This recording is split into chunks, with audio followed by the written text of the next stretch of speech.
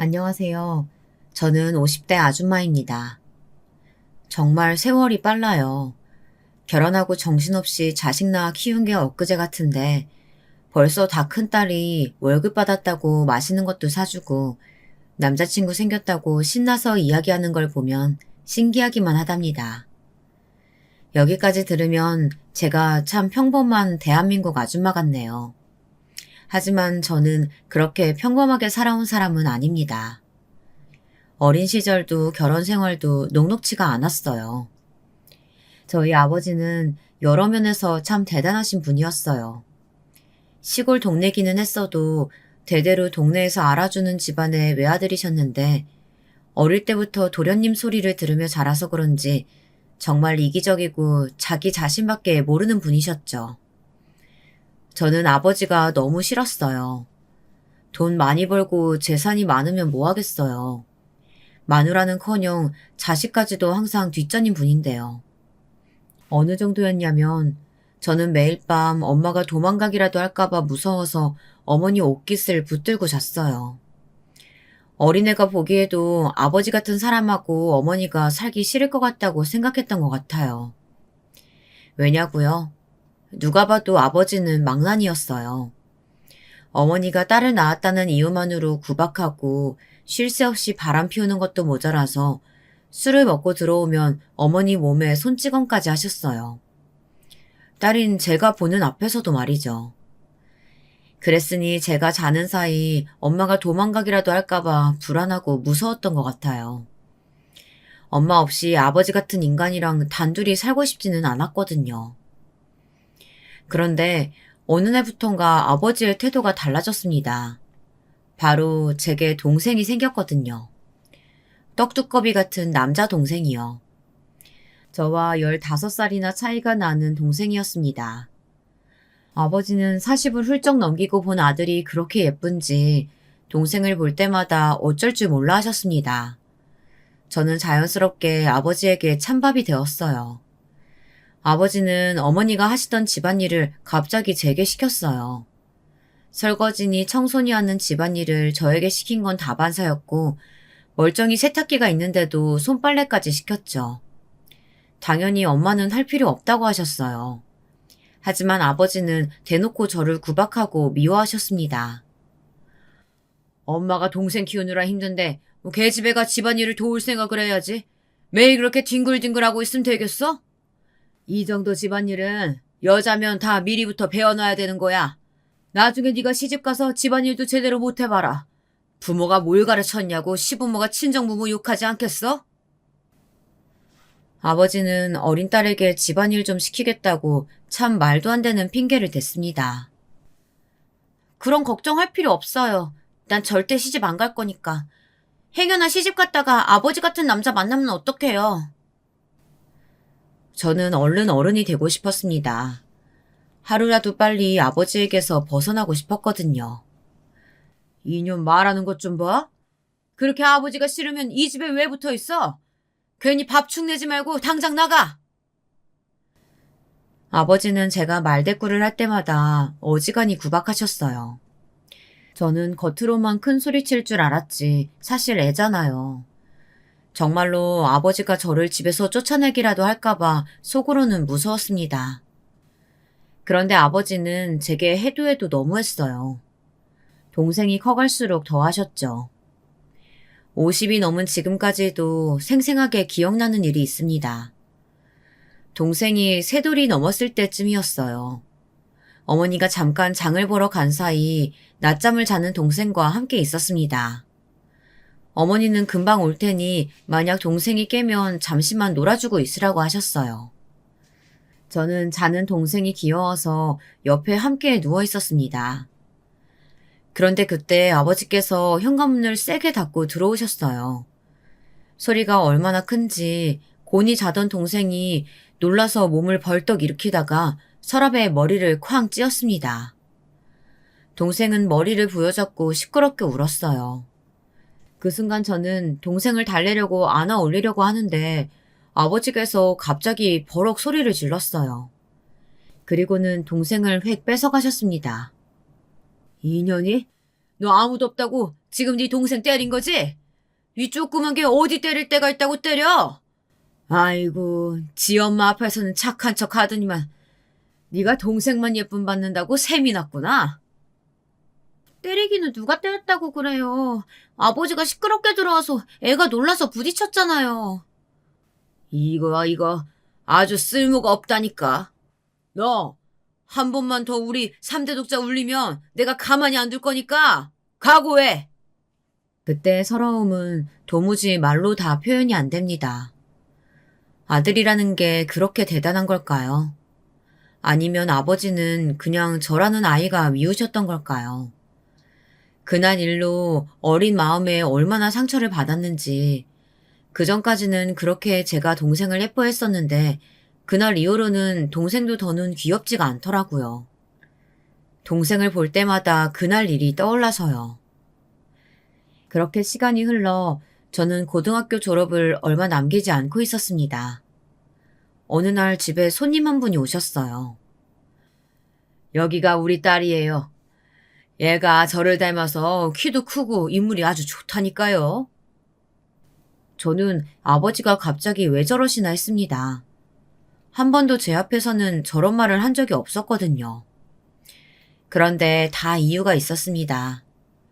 아예 작정하고 저를 집에서 내쫓을 생각이셨던 거예요. 그렇네요. 인물도 곱고 아주 은순해 보이는 게 맏며느리감으로 너무 좋겠어요. 알고 보니 집에 온 손님은 동네에서 유명한 중매쟁이였어요. 이 집 저 집 다니면서 조건을 맞춰 혼담을 주고받고 다니는 그런 아줌마였죠. 저는 아버지가 정말 저를 두고 이야기하는 게 맞는지 다시 한번 똑똑히 들었습니다. 그런데 정말 저를 가지고 하는 말이 맞았어요. 저는 너무 당황했습니다. 아버지가 저를 대학에 보내줄 거라는 기대도 안 했지만 그렇다고 성인이 되자마자 저를 결혼시키려고 할 줄은 꿈에도 몰랐거든요. 여보, 요즘 세상이 어느 때인데 이제 고등학교 막 졸업한 애를 가지고 시집은 무슨 시집이에요. 우리 딸 머리도 좋고 공부도 곧잘 하는데 당연히 대학도 가고 좋은 직장 취직도 해야죠. 계집애가 대학은 무슨 대학이야. 괜히 대학물 먹었다가 헛바람 들어서 반란 까지면 당신이 책임질 거야? 볼 거라고는 내 딸이라는 거 말고는 아무것도 없는데 한 살이라도 어릴 때 보내야 그나마 돈이라도 좀 있는 집에 시집 보낼 거 아니야. 그게 말이 돼요? 우리 딸내미가 뭐가 부족하다 그래요? 이 멍청한 사람아. 이게 다 우리 3대 독자 생각해서 그러는 거 아니야. 딸은 시집 가면 그만이니 하루라도 빨리 치워버려야 나중에 내 재산 다 우리 아들한테 줄 거 아니야. 괜히 거추장스럽게 딸년이 시집도 안 가고 우리 아들 옆에 붙어서 재산이라도 욕심내봐. 그 꼴을 내가 어떻게 봐? 당신 진짜 해도 해도 너무하네요. 은주도 준석이도 다 똑같은 우리 자식인데 왜 그렇게 차별을 해요? 제가 방에서 듣고 있는지도 모르고 아버지는 아무 말이나 막 하셨어요. 어머니는 어떻게든 제 결혼만은 막아보려고 하셨지만 소용이 없었습니다. 아버지는 이미 저를 시집 보내겠다고 작정을 하셨거든요. 그때 알았죠. 아버지의 머릿속엔 아들 말고 저는 아예 없다는 걸요. 저는 당연히 결혼하고 싶지 않았습니다. 하지만 저의 의견 같은 건 애초에 중요하지 않았어요. 동네에는 저희 아버지와 사돈이 되고 싶어서 줄을 선 사람들이 많았어요. 아버지 사생활이나 인성이 안 좋은 걸 동네 사람들 대부분이 알았지만 워낙 대대로 집안에 돈이 많으니 어떻게든 연을 닿아보려는 사람들이 있었죠. 결혼 이야기가 나오자마자 쉬지 않고 선을 봤어요. 말 그대로 도살장에 끌려가는 소처럼 매일같이 남자들을 만나고 다녔습니다. 어머니는 그런 저를 안쓰러워하셨지만 아버지의 고집을 이길 수는 없었어요. 아버지는 제가 선을 보고 와도 난리였어요. 그렇게 선을 보는데도 왜 저와 결혼하겠다고 나서는 남자가 없냐면서 성을 내셨죠. 제가 선자리에서 어떻게 하길래 그 많은 남자 중에 제가 좋다는 남자가 하나도 없을 수 있냐고 소리를 지르셨어요. 제가 언제 결혼하고 싶다고 했어요? 저 이제 20살이에요. 왜 내쫓지 못해서 안달이냐고요. 그럼 내가 언제까지 너처럼 쓸모없는 애 먹이고 재우면서까지 데리고 살아야 하냐? 여보, 제발 그만 좀 해요. 그게 자식한테 할 소리예요? 당신이 이렇게 무르게 구니까 저게 선자리에 가서 적극적으로 하지를 않은 거 아니야.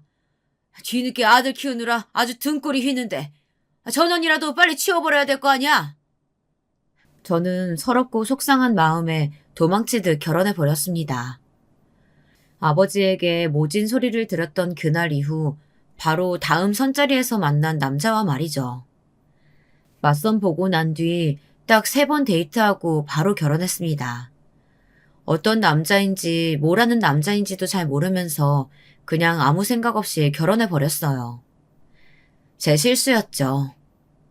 처음엔 뭣도 모르고 지옥 같았던 그 집에서 벗어났다는 것만으로도 행복했어요. 하지만 그 행복은 길지 않았습니다. 당연한 일이었죠.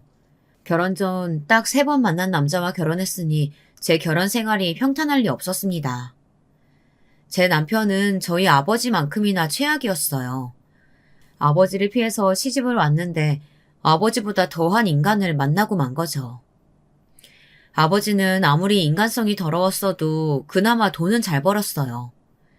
하지만 제 남편은 인간성도 덜 떨어진 주제에 돈 버는 재주도 없었습니다.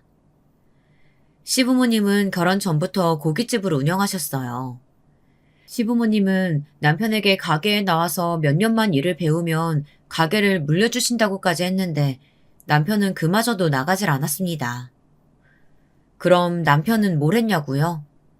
정말 아무것도 하지 않았어요. 한량처럼 매일 먹고 놀기만 했습니다. 아시죠? 꼭 그런 남자들이 꿈만 크고 허세만 부릴 줄 알잖아요. 항상 인생은 한 방이라면서 노름에서 벗어나질 못했고 돈도 없으면서 여기저기 빚만 지고 다녔어요. 그 사고를 제가 수습하고 다니느라 바빴습니다. 시부모님께 손 벌리는 일도 허다했죠. 아버님이 또 전화했어요. 이번 주에도 가게 안 나오면 당신이 진 빚 절대 안 갚아줄 거니까 꿈도 꾸지 말래요. 그런 소리 듣고도 너는 가만히 있었어? 내가 몸이 약해서 가게 일은 절대 못한다고 말했잖아. 허리도 아파 죽겠는데 하루 종일 서서 장사를 어떻게 해? 허리가 그렇게 아픈 사람이 하루 종일 도박판에 앉아서 놀으면 도대체 어떻게 하는 거예요? 그리고 이번 달 생활비는 어떻게 할 거예요? 지금 당장 애 기저귀 살 돈도 없는데. 생활비 없으면 네가 친정에 가서 받아오면 될 거 아니야. 부저 친정 아버지 뒀다가 어디다 써? 이럴 때 쓰는 거지. 우리 생활비를 왜 친정에서 가져와요? 가장인 당신이 벌어와야지. 저는 복이 없어도 어떻게 이렇게 복이 없을 수가 있을까요? 잘못한 것도 없이 욕먹고 구박받는 건 그냥 제 팔자인가 봅니다. 결혼 전과 결혼 후에도 변한 게 없었어요. 그나마 제가 버티고 살 수 있었던 건 자식 때문이었습니다. 제게는 눈에 넣어도 아프지 않을 소중한 딸이 하나 있었습니다. 거지 같은 남편이라도 참고 살 수 있었던 건 남편은 딸아이라면 끔찍했다는 겁니다. 저희 아버지와는 다르게 말이죠. 저와 남편은 사이는 별로였어도 딸 하나만큼은 보란듯이 곱게 키웠습니다. 거지 같고 지긋지긋한 남편이라도 딸아이에게는 다정하고 재미있는 아버지이다 보니 저는 어떻게든 이 결혼 생활을 유지하고 살아야 한다고 생각했어요. 적어도 제 딸아이는 저처럼 아버지를 원망하면서 살기를 바라지는 않았거든요. 그래서 저는 딸아이 앞에서는 항상 행복한 척하며 살았습니다. 남편과도 싸우지 않기 위해서 노력하면서 살았어요. 그러니 자연스레 제가 많이 참고 살 수밖에 없었죠. 하지만 제가 참으면 참을수록 남편은 점점 더 도가 지나쳤습니다. 월급 받았지? 나 잠깐 나갔다 오게 돈 좀 줘. 월급 받으면 뭐해요? 나갈 데가 얼마나 많은데. 돈 필요하면 당신이 나가서 벌어와요. 이 애편내가 쥐꼬리만한 돈 좀 벌어온다고 어디서 유세야? 빨리 돈 안 내놔? 네가 자꾸 돈 가지고 이렇게 치사하게 굴면 내가 장인한테 가서 돈 달라고 할 수밖에 없어. 아버지가 그렇게 호락호락해 보여요? 우리 아버지 돈 달란다고 아무한테나 돈 주는 그런 허구 아니에요. 내가 왜 아무나야? 대단하신 우리 장인의 하나뿐인 사위인데. 남편은 아무래도 제 친정의 배경만 보고 냅다 저와 결혼한 것 같았어요. 처가닥 보면서 평생 놀고 먹으려고요. 제 남편이지만 참 지긋지긋한 인간이었습니다. 저는 정말로 남편이 저의 아버지를 찾아갈 거라고는 생각도 못했어요. 남편은 틈만 나면 저희 친정아버지를 찾아가 돈을 받았어요. 안 봐도 뻔했죠. 남편은 항상 딸아이 핑계를 대며 아버지에게 돈을 받아오는 것 같더라고요. 저희 아버지 아시죠? 아무리 돈이 많아도 딸한테 쓰는 돈은 조금이라도 아까워하시는 분이요. 그랬으니 제 남편한테 돈을 줄 때마다 저를 못살게 구셨습니다. 저는 아버지의 말도 안 되는 잔소리가 듣기 싫어서 더 말도 안 되는 소리로 받아쳤어요. 이게 다 아버지한테 배운 거였죠. 아버지와는 제가 결혼하고 나서 1년에 딱 2번 명절에만 만났는데도 아버지는 저를 볼 때마다 한심해 하셨어요. 저도 그런 아버지를 볼 때마다 치가 떨리게 싫었고요. 아버지는 나이가 들수록 저를 없는 자식 취급하고 동생인 아들만 챙기셨어요. 저야 어릴 때부터 이미 익숙한 일이다 보니 아무렇지 않았지만 남편은 늘 불만이 많았습니다. 아버지가 운영하시던 건설회사에서 동네의 오래된 시장 재개발을 맡으셨어요. 저는 그 소식도 남편에게 들어서 처음 알았습니다. 그 일을 동생인 준석이가 맡아서 하기로 했다고요. 장인어른 너무하신 거 아니야? 버젓이 맞사이가 여기 있는데 어떻게 나한테는 회사 일을 아예 맡기실 생각도 안 하시고 아무것도 모르는 새파랗게 어린 처남한테 맡기신다는 거야. 남편은 시부모님 고깃집 일에는 관심도 없으면서 엄한 저희 아버지 회사 일에 관심이 많았습니다. 가만 보면 머리가 참 나쁜 사람인 것 같아요. 딱 봐도 아버지께서 저를 예뻐하지도 않는데 사위까지 챙기실 리가 없잖아요. 아버지가 남편에게 회사 일을 맡길 거라고 기대하는 게 어이가 없었습니다. 준석이는 아버지 일 배운다고 대학도 그쪽으로 전공했잖아요. 아버지가 믿고 맡기시는 게 당연하죠. 뭐야? 당신 지금 나 대학 안 나왔다고 무시하는 거야? 내가 이래봬도 이 동네에 아는 사람이 얼마나 많은데 내가 장인어른 회사에 들어가기만 하면 무조건 능력 인정받는다니까? 당신은 어떻게 된 게 마누라라는 여자가 남편 내조를 이렇게 못하냐? 당장 장인어른한테나 회사에서 일 좀 배우게 해달라고 말해봐. 남편은 되지도 않는 억지를 부렸습니다. 그럴 때마다 저는 난감했어요. 아버지께서 제 부탁 같은 걸 들어줄 리가 없었고 그 귀하디 귀한 하나뿐인 아들 말고 제 남편을 데려다 일을 가르칠 일은 절대 없었죠. 제 남편이 조금이나마 가능성이 있는 사람이라면 또 모르겠습니다. 그럼 제가 자존심을 좀 굽히고 정말 아버지에게 부탁했을지도 몰라요. 하지만 제 남편이라는 인간은 도저히 어디 내놓기가 부끄럽다 보니 제가 아버지에게 남편 일을 부탁한다는 건 상상도 할 수 없었죠. 역시나 제 남편은 구제불능이었습니다. 어쩌다 이런 인간을 만나게 됐을까요? 제가 분명히 기대하지 말고 얌전히 있으라고 했는데 이 인간은 참지 못하고 또 아버지를 찾아갔더군요. 제 앞에서 이야기한 것처럼 이 집의 맞사위인데 왜 기회를 주지 않냐고 아버지에게 따져 물었나 봐요. 가만히 계실 아버지가 아니었습니다. 연락도 없이 앞에 나타난 사위가 마음에 들 리가 없었죠. 거기다가 대고 남편은 계속 우겼나 봐요. 꼭 재개발 일을 전담하는 게 아니더라도 아버지의 회사에서 일하고 싶다고요.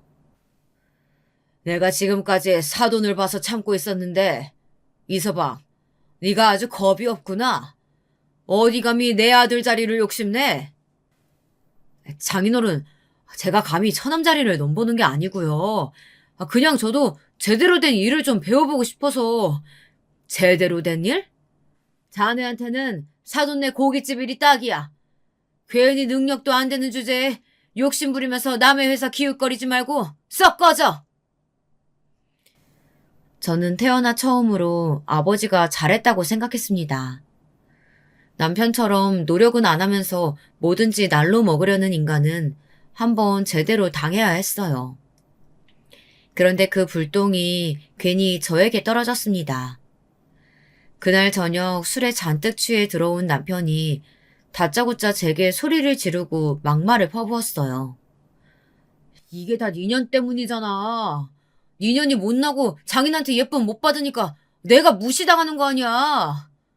에이, 내가 어쩌다 저런 년을 만나서 이 지경 이 꼴을 당하는지. 남편은 술만 들어갔다 하면 2년 전년 듣기 싫은 소리를 해댔습니다.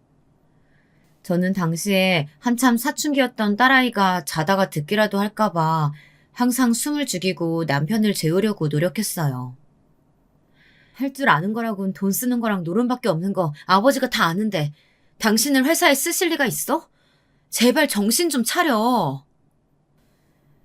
그래도 아버지에게 된통 한번 당하고 나서는 남편도 아버지 회사 일을 조금 포기하는 듯 싶었습니다.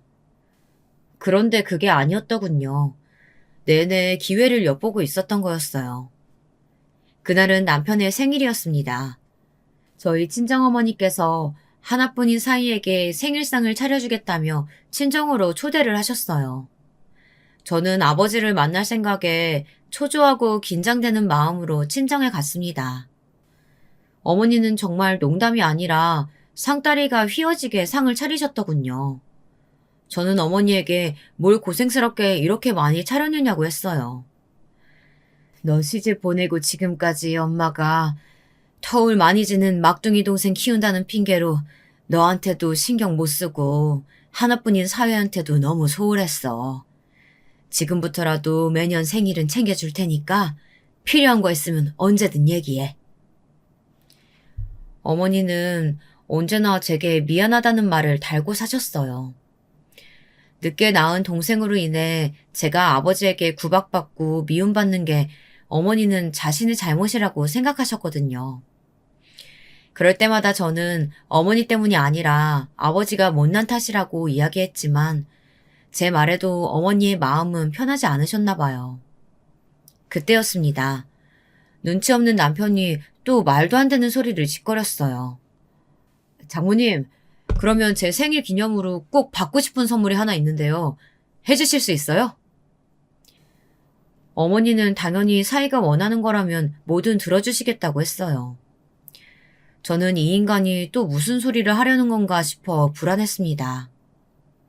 그런데 역시나 제 남편이지만 답이 없는 인간이었습니다. 도무지 머릿속에 무슨 생각을 하면서 사는 건지 모르겠더군요. 장모님께서 장인어른께 회사에 자리 하나 만들어달라고 좀 얘기 좀 해주세요. 제가 아무리 말씀드려도 들어주시질 않으세요. 어머니는 약간 당황하셔서 아버지에게 사위 자리 하나 만들어주는 게 뭐가 힘든 일이냐고 웃으면서 이야기하셨죠. 그 순간 아버지는 잔뜩 날이 선 눈빛으로 저와 남편을 번갈아 바라보셨습니다. 이서방, 자네 머리 안 좋은 줄은 내가 진작 알고 있었지만 이 정도로 아둔한 사람인 줄은 몰랐네. 내가 분명 자네한테 알아듣게 말하지 않았어? 내 회사는 무조건 내 아들한테 물려줄 거라고. 여보, 가족끼리 왜 그런 소리라고 그래요? 사위랑 아들이랑 같이 서로 도우면서 일하면 더 좋죠. 맞습니다, 장모님. 당신이 사업에 대해 뭘 알아? 내가 사람 보는 눈 하나는 정확한 사람이야. 이서방은 절대 남 위에서 희생하면서 일할 관상이 아니야. 남의 거 뺏지 않으면 다행이지. 그날 남편은 집에 돌아오는 내내 딸이 있는데도 제 앞에서 아버지 욕을 해댔습니다. 남의 관상 가지고 떠들 정도로 저희 아버지 관상도 좋지 않다나요. 그제야 남편도 아버지 회사에 대해 마음을 접은 것 같아 그나마 다행이다 싶었습니다. 그렇게 시간은 흘러갔습니다. 저희 아버지는 독하고 못돼서 천년만년 사실 줄 알았어요. 그런데 그런 아버지가 돌아가셨습니다. 그렇게 욕심 많으셨던 양반이 죽을 때는 아무것도 없이 빈손으로 떠나시는 걸 보니 사람 목숨이라는 게 참 허망하더군요. 아버지가 돌아가신 이후 많은 것들이 변했어요. 제 동생은 갑자기 공부하겠다며 어머니를 남겨두고 유학길에 올랐습니다. 저는 어머니가 안쓰러웠어요. 저도 저지만 어머니의 인생도 참 불쌍하다 싶었거든요. 저는 어머니를 자주 들여다보지는 못했어요. 어머니도 언젠가부터 제가 오는 걸 반기지 않으시더라고요. 그래도 저는 명절만이라도 함께 보내고 싶어서 명절에는 항상 어머니를 뵈러 갔습니다. 장가도 안 간 아들놈도 나보러 안 오는데 네가 여기를 뭐하러 와? 멀고 힘들 텐데 이제 안 와도 돼. 엄마는 서운하게 무슨 그런 말을 해. 그래도 친정 식구라고 엄마랑 동생밖에 없는데 명절에라도 얼굴 봐야지. 저도 가끔 거울을 볼 때마다 놀라요. 제가 벌써 50이라는 게요. 그런데 저의 얼굴보다도 더 놀랍고 슬픈 건 어머니의 얼굴이었습니다. 곱고 탱탱했던 어머니의 얼굴이 어느새 그렇게 늙고 쭈글쭈글해졌는지 모르겠어요. 어머니의 얼굴을 볼 때마다 저는 마음이 울컥했습니다. 그러던 와중에 남편이라는 인간이 아주 대형 사고를 쳤어요. 저는 당시에 시부모님 가게에서 일을 도와드리고 있었어요. 시부모님도 이제 연세가 많아서 두 분이 가게를 운영하기 힘들어 하셨거든요. 모르는 번호로 계속 전화가 오길래 안 받으려다가 받았더니 글쎄 경찰서였습니다. 남편분이 불법 도박장 사건에 연루됐으니 지금 당장 경찰서에 오라고 하더라고요. 저는 시아버지와 함께 급하게 경찰서로 갔습니다. 그런데 남편 얼굴이 아주 말이 아니더라고요. 여러 명에게 맞았는지 얼굴이며 몸이며 멍투성이에 성한 곳이 없었어요. 아이고 경찰 양반, 우리 아들 얼굴이 왜 이 모양이에요? 시아버지도 50도 한참 넘은 아들 얼굴을 보자마자 안쓰러워서 난리가 나셨죠. 저는 사실 놀랍지도 않았습니다. 또 어디서 도박이나 하다가 싸움이 붙어서 한바탕 했을 게 뻔하니까요. 역시나 제 생각이 맞았습니다. 불법 카지노처럼 된 도박장에 간 남편은 함께 도박한 일행들에게 당한 거였어요. 알고 보니 함께 도박한 일행들이 제 남편만 빼고 다 같은 한패였던 거죠. 여러 명이 제 남편을 속이겠다고 처음부터 작정하고 사기 도박을 한 거였어요. 연거푸 돈을 잃은 남편이 중간에 눈치를 채고 판을 뒤집고 난리를 치자 이 사기꾼들이 단체로 남편을 때렸다네요. 그래서 온몸을 맞은 남편이 화장실에 숨어서 경찰에 신고한 거고요. 현장에 출동한 경찰들은 싸움도 싸움이었지만 현장 자체가 판돈이 오고 간 불법 도박장이었기 때문에 바로 현장에 있던 일행들을 다 잡아온 거라네요. 다행히 그날은 조사만 받고 경찰서에서 금방 풀려났습니다. 하지만 저는 남편이 너무 한심했어요. 시아버지도 마찬가지였고요. 너는 도대체 언제 정신 차릴래? 내가 너 때문에 우리 며느리랑 손녀부기가 부끄러워 죽겠다. 이제 그놈의 노름에서 손 좀 떼고 가게 나와서 일이나 해. 뜨거운 불 앞에서 고기 굽는 건 죽어도 싫다니까요. 아이, 멍청한 년. 너는 경찰서에 혼자 오면 될 걸 굳이 왜 다 늙은 아버지까지 끌고 오고 난리야. 남편 망신당하는 꼴을 꼭 시아버지에게 보여야 속이 시원하겠냐? 너 이 새끼 어디서 감히 마누라한테 년소리를 해? 너 내가 그렇게 가르쳤어? 다 늙어서 어디 한번 아버지한테 맞아 좀 볼래? 시아버지는 제게 너무 미안해 하셨어요. 하지만 저는 하도 많이 듣고 당해서 그런지 아무렇지도 않았습니다. 오히려 남편 말대로 괜히 마음 약하신 시아버지를 모시고 왔나 싶더군요. 됐어요, 아버님. 하루 이틀 일도 아닌데요, 뭐. 당신 한 번만 더 이런 일 있으면 당신 딸한테 말해버릴 테니까 이제 좀 제발 정신 차려요. 뭐야? 내 딸한테 괜한 소리만 했단 봐. 내가 너 가만히 안 둬? 못난 남편 길들이는 방법은 이미 알고 있었습니다. 이 인간이 철은 없어도 딸이라면 아주 끔찍했어요. 혹여나 딸이 아빠가 경찰서에 갔다 온 사실을 알게 될까봐 제게 입단속을 시켰습니다. 저는 아버지가 돌아가셨다는 사실을 깜빡 잊고 살 정도로 정신없이 살았습니다. 철딱서니 없는 남편 뒷지닥거리에 하루아침에 혼자가 된 어머니가 신경 쓰였죠. 어느 날이었습니다. 집에서 텔레비전을 보는데 갑자기 뉴스 속보가 나왔어요. 지방에 비가 많이 와서 곳곳이 침수되고 산사태 위험이 있다는 뉴스였죠. 자세히 보니 저희 어머니가 계시는 친정에서 가까운 곳이었어요. 저는 걱정되는 마음에 곧바로 어머니에게 연락을 드렸습니다. 집도 워낙 오래된 집이라 괜찮을까 싶더라고요. 핸드폰을 들고 있는 내내 마음을 졸였습니다. 어머니께서 전화를 안 받는 게 너무 무서웠어요. 그런데 계속 통화가 안 되더라고요. 너무 걱정됐습니다. 갈 때마다 귀찮게 뭐하러 오냐고 하시기야 했지만 그래도 제가 전화하면 꼬박꼬박 받으셨거든요. 저는 고민할 거 없이 곧바로 친정집으로 내려갔습니다. 그런데 제 예상이 맞았어요. 글쎄 그 오래된 집이 빗물에 토사가 밀려들어와 쑥대밭이 되어 있더라고요. 다행히 집안에는 아무도 없었습니다. 저는 동네를 뛰어다니며 어머니의 소식을 아시는 분이 있는지 알아보러 다녔어요. 다행히도 우연히 만난 동네분이 비 피해로 대부분의 동네 주민들이 마을회관에 모여 있다는 이야기를 들었습니다. 저는 곧바로 마을회관으로 달려갔어요. 다행히도 그곳에 어머니가 계셨어요. 저는 어머니를 보자마자 하마터면 눈물을 쏟을 뻔했습니다. 이 난리가 났는데 한시라도 빨리 자식들한테 전화를 해야지. 왜 이런데 이러고 있어요.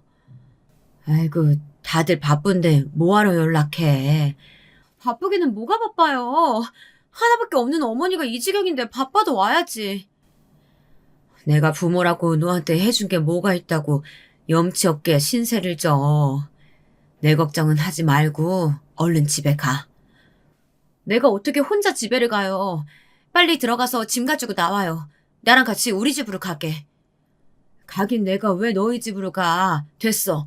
비만 그치면 도청에서 나와서 바로 집 정리 도와준다고 했으니까 그때까지만 마을회관에서 지내면 돼.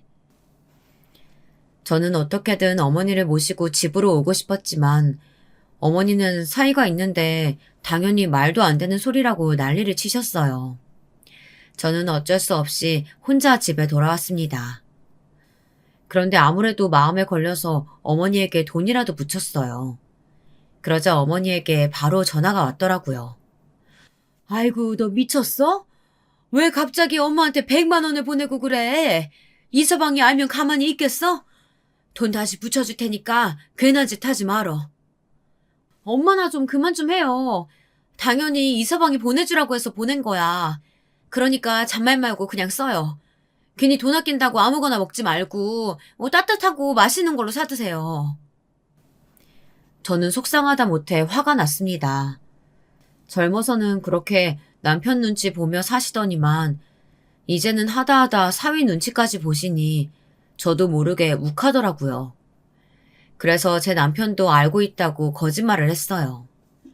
그래야 어머니 마음이 조금이나마 편하실 것 같아서요. 어머니 성격에 남편 몰래 드리는 돈이라고 하면 절대 받을 리 없으니까요. 저는 구분등으로 절뚝거리며 마을 회관 안으로 들어가는 어머니의 뒷모습이 한참 동안 잊혀지질 않았습니다. 그날 밤은 밤새도록 속상한 마음에 잠을 한숨도 자지 못했습니다. 그런데 예상치도 못한 일이 벌어졌어요. 다음날 제가 집에 들어갔더니 거실에 제 짐을 누가 다 던져놨더라고요. 그 모습에 놀라서 설마 도둑이라도 들었나 싶었습니다. 그런데 그 순간 남편이 씩씩거리면서 방에서 나왔어요. 너, 이 여우 같은 년, 감히 너희 집구석에 돈을 보내? 네가 그러고도 무서워할 줄 알았어? 남편은 어떻게 알았는지 제가 어머니에게 돈을 보내드린 걸 알고 있더라고요. 애초에 당신 돈도 아니었는데 내가 친정에 돈을 주던 말던 무슨 상관이야. 뭐야? 이에펜나가 미쳤나? 내가 돈 내놓으라고 할 때는 돈 없다고 딱 잡아떼더니만 어디서 돈이 나서 100만 원이나 친정으로 빼돌려. 남편은 제가 100만 원을 보낸 것까지 알고 있었어요.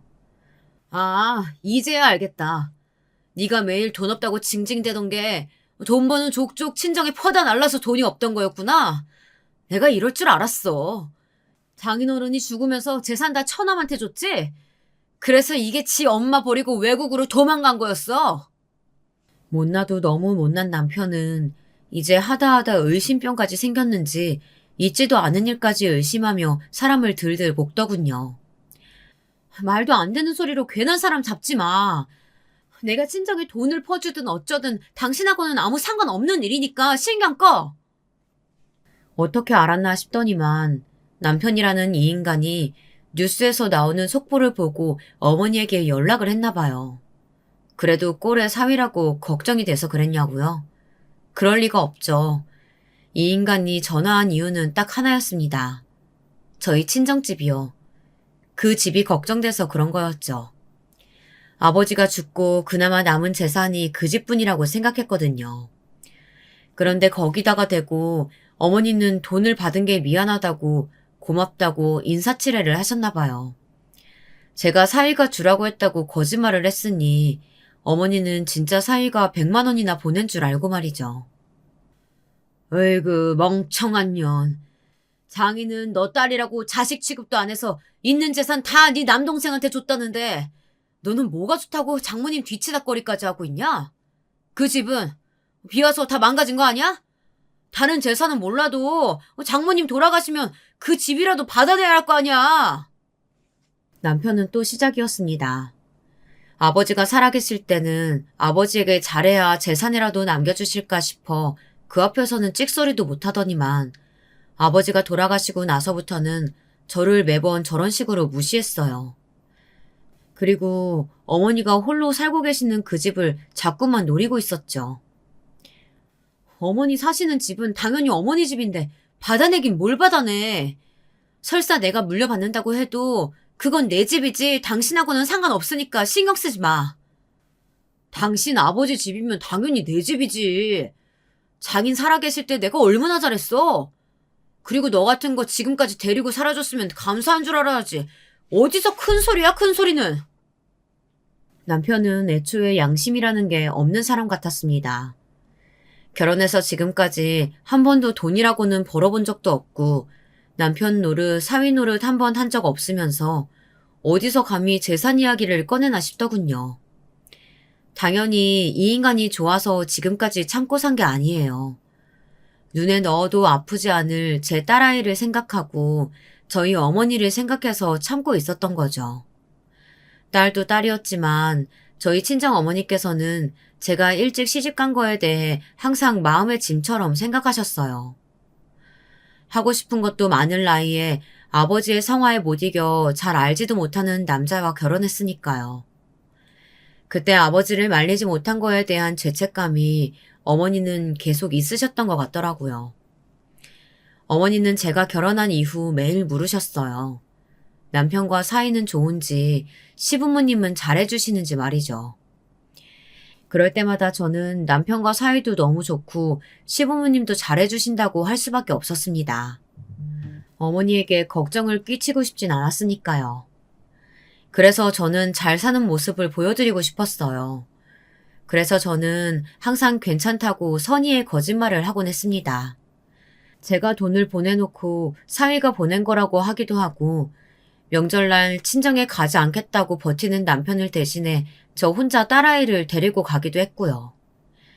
그럴 때마다 항상 시댁 고깃집이 바빠서 그런 거라고 둘러댔습니다. 남편이 지긋지긋할 때마다 마음을 다잡고 또 다잡았어요. 딸내미 시집이라도 보낼 때까지만 참자, 어머니를 생각해서 참자, 이렇게요. 그런데 더는 안 되겠더군요. 저는 아주 오래전부터 준비해뒀던 서류 봉투를 서랍장에서 꺼내왔습니다. 남편은 보자마자 이게 뭐냐고 소리부터 지르더니 봉투를 열었어요. 봉투 안에는 제가 작성해둔 이혼 서류가 들어있었습니다. 남편은 예상대로 코웃음을 쳤어요. 쇼하고 있네. 이혼해도 내가 먼저 하면 했지. 어디서 네 주제에 이딴 걸 나한테 들이대? 죽고 싶어? 그때였습니다. 이제 남편이라고 부르기도 싫을 이 망할 놈의 인간이 제 멱살을 잡고 흔들어대더니만 갑자기 짝소리 나게 제 뺨을 때렸습니다. 제 남편이 개망난이라는 건 아주 오래전에 이미 알았습니다. 하지만 지금까지 제 몸에 손을 댄 적은 없었어요. 만약 그랬다면 당연히 딸이 있어도 어머니가 속상해 하시더라도 헤어졌을 거예요. 저희 아버지가 어머니에게 그러는 모습을 하도 봐서 그런 행동에는 아주 치가 떨리거든요. 절대 참아줄 수 없었어요. 그런데 결국은 이 인간이 제 앞에서 바닥까지 드러내더군요. 당신 지금 내 얼굴에 손댄 거야? 이 행동 책임질 수 있어? 책임은 무슨. 너같이 버릇없고 멍청한 년은 맞아야 정신을 차린다니까? 이게 어디서 눈을 부라려? 한 대 더 맞아야 정신 차리지? 저는 남편을 세게 밀어버렸습니다. 남편은 바닥에 꼬꾸라졌어요. 그리고는 저는 바로 그 자리에서 시어머니에게 전화를 했습니다. 남편은 자기가 저지른 일이 얼마나 큰일인지도 모르고 적반하장으로 굴고 있었어요. 아주 뻔뻔하게 제게 뭐 하는 거냐고, 어디다 전화하는 거냐고 묻더라고요. 저는 남편을 철저히 무시하고 전화를 받은 시어머니에게 소리쳤습니다. 어머니, 지금 당장 가게 빼세요. 저 어머니 아들하고 지금 이 순간부터 1분 1초도 같이 못 사니까 아들 새끼도 지금 당장 데리고 가시고요. 이게 무슨 일이냐고요? 사실 제가 남편에게 말하지 않은 것이 있었어요. 저희 시부모님이 하도 부탁하셔서 남편에게 말을 하지는 못했지만 지금 시부모님이 운영하시는 고깃집은 저희 아버지 건물, 아니, 이제는 제 명의로 된 건물이에요. 저희 아버지가 돌아가시기 직전에 시댁에 사정이 좀 있었어요. 시부모님 가게에서 일하던 직원 하나가 시아버지 이름을 도용해서 가게를 팔아버리고 돈을 가로채 도망가버린 사고가 있었습니다. 당시 시부모님은 너무 억울해서 경찰서며 변호사 사무실이며 돌아다니느라 정신이 없으셨죠. 저도 마찬가지였고요. 그때 남편은 뭘 하고 있었냐고요. 한심하게도 매일같이 노름에 빠져 허우적거리고 있었습니다. 그때 도와주신 게 저희 아버지였어요. 고깃집 문을 닫기 바로 직전에 가게를 아버지가 가지고 있던 건물로 이전해 주셨어요. 돈 한 푼 받지 않고요. 그 이후에도 세도 거의 받지 않다시피 해서 다시 가게를 일으킬 수 있게 해주셨습니다. 그리고 아버지가 돌아가실 때쯤 저에게 그 건물을 증여해 주셨어요. 저 같은 건 자식으로 생각도 안 하시던 아버지가 어떻게 그럴 수 있었냐고요. 사실은 제가 말하지 않은 것이 하나 더 있었습니다. 아버지가 돌아가신 이유에 대해서요. 애틋했던 저와 어머니의 사이가 전과 다르게 멀어지게 된 이유도 바로 그 이유에서였습니다. 어머니가 저를 볼 낯이 없다며 내내 저를 외면하며 사신 이유도 마찬가지고요. 아버지께서는 간암 말기셨어요. 뒤늦게 발견해서 수술 말고는 방법이 없었죠. 병원에서는 가족들 모두가 검사를 받아야 한다고 해서 검사를 받으러 갔는데 이상하게도 어머니께서 준석이는 절대 안 된다고 난리를 치셨어요. 그때 저는 처음으로 어머니에게 서운했습니다. 저는 당연히 검사했는데 준석이는 아무 이유도 없이 무조건 안 된다고 하셨으니까요. 그런데 저희 아버지 아시죠? 세상에서 가장 이기적이고 자기밖에 모르는 노인네예요. 그러다 보니 아무리 귀한 아들이라도 무조건 검사를 받으라고 했어요. 지금 당장 본인 수술이 급하셨으니까요. 그런데 아버지의 병이 아니었다면 평생 밝혀지지 않을 일이 밝혀지고야 말았습니다. 아버지는 A형, 어머니는 O형이었고 저는 A형이에요. 그런데 제 동생 준석이가 B형이었습니다. 어머니는 어떻게든 그 사실을 덮으려고 하셨던 것 같아요. 하지만 눈치가 빠른 아버지가 뭔가 이상하다 싶었는지 준석이를 데리고 따로 검사를 다시 하셨더라고요. 혈액형뿐만이 아니라 아예 유전자 검사까지 말이죠. 평생을 누구보다 아끼고 귀하게 여겼던 아들이 아버지 자식이 아니었던 거예요. 그 충격의 여파는 어마어마했습니다. 아버지는 어머니와 동생을 쫓아내겠다고 난리를 치셨어요. 천박해도 이런 천박한 년이 있나? 네가 감히 나를 능멸하고 배신해놓고 마치 아무 일 없었던 것처럼 가증스럽게 내 옆에 붙어 있었어? 이 더러운 년, 지금 당장 저 거지 같은 네 새끼 데리고 썩 나가! 아버지, 왜 그러세요? 저예요. 아버지 하나밖에 없는 준석이요. 저 버리지 마세요. 아버지, 제발요. 아버지는 피도 눈물도 없는 분이었습니다. 그렇게 평생을 곁에 끼고 예뻐서 어쩔 줄 모르던 아들을 단번에 내쳐버렸습니다. 그래도 30년 가까이 키워온 자식인데 자신의 핏줄이 아니라는 이유를 알자마자 얼굴도 한번 보지 않으시고 내쫓아 버렸어요. 더 놀라웠던 건 그러던 와중에도 아버지는 곧바로 재산 정리부터 하셨습니다. 그 폭풍 속에서 혜택을 받은 건 본의 아니게 제가 됐어요. 집과 건물, 땅까지 싹 다 아버지는 제게 물려주겠다 유언장을 쓰셨어요. 당시에 제 간이 아버지의 간과 가장 잘 맞아서 제가 아버지에게 간 이식을 해드려야 하는 상황이었거든요. 아버지는 난생 처음 저에게 잘해주셨어요. 은주야, 나한테는 너밖에 없어. 내 딸 은주, 내가 진작 너한테 잘해줬어야 했는데 네 못난 애비가 미안하구나. 제발 용서해다오. 저는 아이러니했습니다. 지금까지 제 팔자가 이 모양 이 꼴인 건 분명 아버지 탓이었어요. 어릴 때부터 저를 가장 힘들게 한 것도 아버지였고 지금까지 저를 힘들게 하는 남편을 만나게 한 것도 아버지였으니까요. 그런데 아버지가 가장 치욕스러운 배신을 당하고 죽음의 문턱에 선 순간 아버지에게 가장 필요로 한 게 저라는 사실이 정말이지 기가 막혔습니다. 인생이란 정말 한 치 앞도 모르는 거더군요. 이런 난리가 이어지던 와중에 아버지는 수술도 받지 못하신 채 병원에서 돌아가시고 말았습니다. 저는 정말이지 너무 허망해서 마음이 이상했습니다. 눈물이 날 줄 몰랐는데 장례식장에서 눈물이 펑펑 쏟아지긴 하더군요. 핏줄이란 참 이상했어요. 물론 아버지를 평생 미워했지만 이런 식으로 돌아가시길 바란 적은 한 번도 없었으니까요. 당시에 자세한 사실을 남편이 알게 되면 안 된다고 생각했어요. 제가 평생 제 동생이라고 생각했던 아이가 의붓 동생이라는 사실도 당연히 말하지 않았고 아버지가 제게 모든 재산을 남겼다는 사실도 말하지 않았어요. 그 사실을 알면 절대 가만히 있을 사람이 아니니까요. 딸아이가 시집갈 때까지만 참고 살자 싶었습니다. 그리고 조금 시원했던 게 나름 남편에게 복수하고 있다는 쾌감이 들었어요.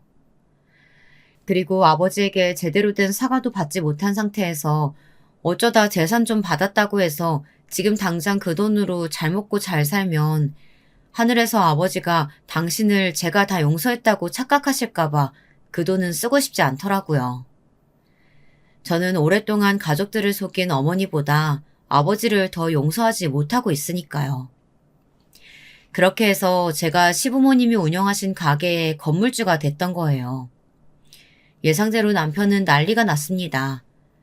제 앞으로 재산이 그 정도로 많을 줄은 당연히 상상도 못했으니까요. 남편은 멍청해도 너무 멍청했습니다. 바로 조금 전에 제 뺨을 날릴 땐 언제고 금세 태세 전환을 하더니 바닥에 무릎까지 꿇었어요. 제가 지금 와서 싹싹 빌면 마음을 바꿀 줄 알았나 봅니다. 아주 손이 발이 되게 빌더군요. 여보, 우리가 지금까지 자식 낳고 산 세월이 몇 년인데 서운하게 왜 그래? 내가 지금까지 당신한테 실수한 거 너무 미안해. 내가 다 잘못했어.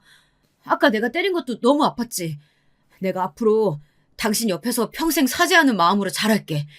내가 당신 건물 관리도 잘할 테니까 걱정하지 마. 개소리 하고 있네. 내가 당신한테 그딴 말 같지도 않은 소리 듣겠다고 시어머니한테 전화까지 했겠어? 나 진심이야. 지금 당장 가게 빼고 안 나가면 강제로 뺄 거니까 알아서들 해. 지금까지 제가 마음이 약해도 너무 약했습니다. 남편이 너무 미워서 하루에도 몇 번씩 시부모님에게 나가라고 소리치고 싶었지만 시부모님 사정 뻔히 다 아는데 매몰차게 그럴 수는 없었어요. 제 딸아이의 할머니이자 할아버지이기도 하니까요. 그런데 이제 정말 제게도 한계가 왔는지 더는 참아줄 수가 없네요. 저는 그날 바로 남편을 집에서 내쫓아버리고 부동산의 가게를 임대로 내놔버렸어요. 사실 지금까지 제대로 된 임대료나 보증금을 받고 가게를 빌려준 것도 아니었기 때문에 언제 내보내도 상관없었어요. 저는 그날 이후로 시부모님의 전화도 남편의 전화도 당연히 받지 않았습니다. 그리고 변호사를 통해 합의 이혼 서류를 보냈어요. 사실 남편은 결혼 생활 내내 이 결혼을 유지하기 위해 한 게 아무것도 없었어요. 그래서 이혼은 생각보다 간단했습니다. 지금까지 제가 왜 망설였나 싶을 정도로요. 자식은 이미 성인이니 양육권도 문제 없었고 재산도 다 저희 아버지 명의의 재산이었기 때문에 모두 다 제 것이었습니다. 남편이 소송을 제기할 수도 있다는 가능성을 생각하고 있었지만 남편이 그 정도로 멍청하지는 않았는지 아직까지는 잠잠합니다. 사실 딸아이가 남편에게 액션을 하나 취하기는 했더라고요. 아빠, 만약에 엄마랑 조용히 합의 이혼 안 해주면 나중에 나 시집갈 때 결혼식장에 아예 못 올 줄 알아. 못난 인간이 그래도 자식이라면 끔찍해서 무섭기는 했나 보더라고요. 저는 이혼을 하고 나니 너무 편안했습니다. 평생 가슴 한구석이 꾹 막힌 것 같았는데 속이 다 뻥 뚫린 것 같았습니다. 더는 지금까지처럼 살고 싶지 않았어요. 딸아이도 성인이고 저도 모두에게 할 만큼 했어요. 이제는 불쌍한 저에게 보답을 좀 해주고 싶었습니다. 아버지가 너무 싫어서 아버지의 돈으로 편하게 살고 싶지 않았지만 지금은 제게도 그럴 자격이 있다고 생각이 듭니다. 그날 이후 어떻게 됐냐고요? 저는 곧바로 고향으로 내려가 수해 복구 작업부터 도왔어요. 어머니는 그러는 와중에도 제 눈치만 보셨어요. 제가 하는 대로 지켜만 보고 계셨죠. 제 눈에는 어머니가 안쓰럽기만 했습니다. 동생은 아버지가 돌아가시기 전 본인의 출생의 비밀에 대해 알자마자 어머니를 원망하며 유학을 핑계로 집을 나가버렸어요. 벌써 몇 년째 연락이 되질 않습니다. 어머니가 다른 남자와의 사이에서 동생이 생겨 나왔다는 게 저는 지금까지도 믿기질 않아요. 어머니처럼 소심하고 약한 분이 어떻게 그런 대범한 일을 저질렀을까 싶거든요. 하지만 같은 여자로서 이해는 합니다. 아버지 같은 사람과 산다는 게 쉽지 않다는 걸 누구보다 제가 가장 잘 아니까요. 어머니는 지금까지 저와 동생에게 항상 미안한 마음으로 사셨어요. 저는 제게 어머니를 미워하고 원망할 자격이 없다고 생각해요. 저는 어느 때보다 지금이 어머니가 가장 필요했으니까요. 저는 아버지가 남겨주신 땅에 새로 집을 짓고 있습니다. 저와 그리고 어머니, 제 딸아이까지 3대가 함께 살 집을 짓고 있어요. 언젠가 딸아이에게 사랑하는 사람이 생기면 언제든 떠날 수 있고 제 동생이 언제든 이 집으로 돌아오겠다고 하면 언제든 환영해 줄 수 있는 그런 아늑한 집을 지을 생각이에요. 그게 제가 아버지와 전 남편에게 할 수 있는 복수라면 복수였습니다. 저는 어느 때보다 지금이 행복합니다. 여러분도 언제나 자신이 원하는 방향으로 길을 잡고 가다 보면 마음의 행복이 찾아오실 거라고 생각합니다. 제 기나긴 이야기 들어주셔서 다시 한번 감사드립니다.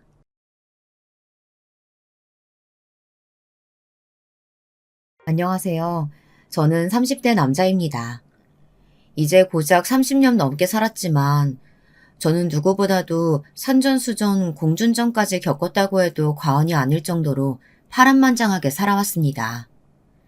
그런데 지금까지 겪은 일은 예고편에 불과할 만큼 최근에 너무도 말도 안 되는 일을 당해서 이렇게 사연까지 보내게 됐습니다. 너무 억울하고 속이 뒤집혀서 누구에게 속 시원히 말이라도 해야 이 답답한 마음이 조금이나마 진정될 것 같아서요.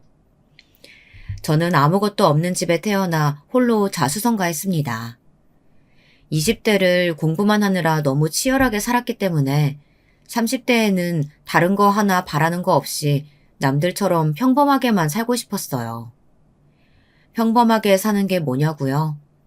제가 생각하는 평범한 삶이란 안정적인 직업을 가지고 내 집에서 내가 사랑하는 아내와 아이와 함께 오순도순 함께 사는 것이었어요. 평생 그것만 바라보며 쉬지 않고 달려왔거든요. 그런데 저는 애초에 평범한 삶을 살 수 없는 운명을 타고난 사람인가 싶을 정도로 제 인생은 마음대로 되는 게 하나도 없었습니다. 왜 그렇게 비관적이냐고요? 아마 여러분도 제 이야기를 들으시면 어쩜 인생이 꼬여도 그렇게 꼬였을까 싶으실 거예요. 먼저 제가 어느 정도 없는 집에서 태어났냐면 저희 부모님은 아예 집이 없었어요. 월세나 전세라서 집이 없는 게 아니라 정말 집이라는 게 없었습니다. 사실 저희 부모님도 처음부터 가난했던 건 아니었어요. 아주 어릴 때는 그래도 큰 집은 아니었어도 세 식구가 살 정도의 집도 있었고 차도 있었던 걸로 기억해요. 그런데 제가 초등학생 때 아버지께서 하시던 사업이 쫄딱 망해버렸어요. 그 바람에 정말 세간살이 하나 없이 세 식구가 거리로 쫓겨났습니다. 빚쟁이들이 집에 들이닥쳐서 돈 되는 건 다 가지고 나갔거든요. 지금 당장 갚아야 할 빚도 많았고 세 식구 입에 풀칠이라도 해야 했으니 아버지와 어머니는 여기저기 돈을 벌러 다니셨어요. 그러다 보니 저를 맡길 곳이 없어서 급한 대로 저를 고모네 집에 보내셨습니다. 그때부터였던 것 같아요. 단란했던 저희 세 식구가 망가지기 시작한 건 말이죠. 사실 고모도 저를 돌봐줄 수 있는 상황은 아니었어요. 고모도 결혼한 지 1년도 채 되지 않은 새댁이었거든요.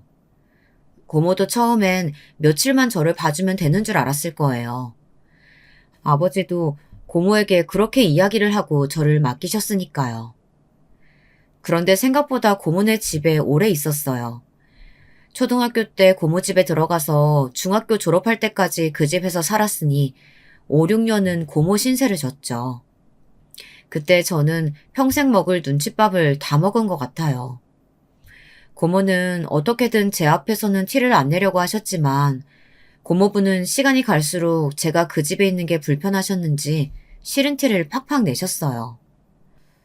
밤만 되면 고모와 고모부가 다투시는 소리가 났어요.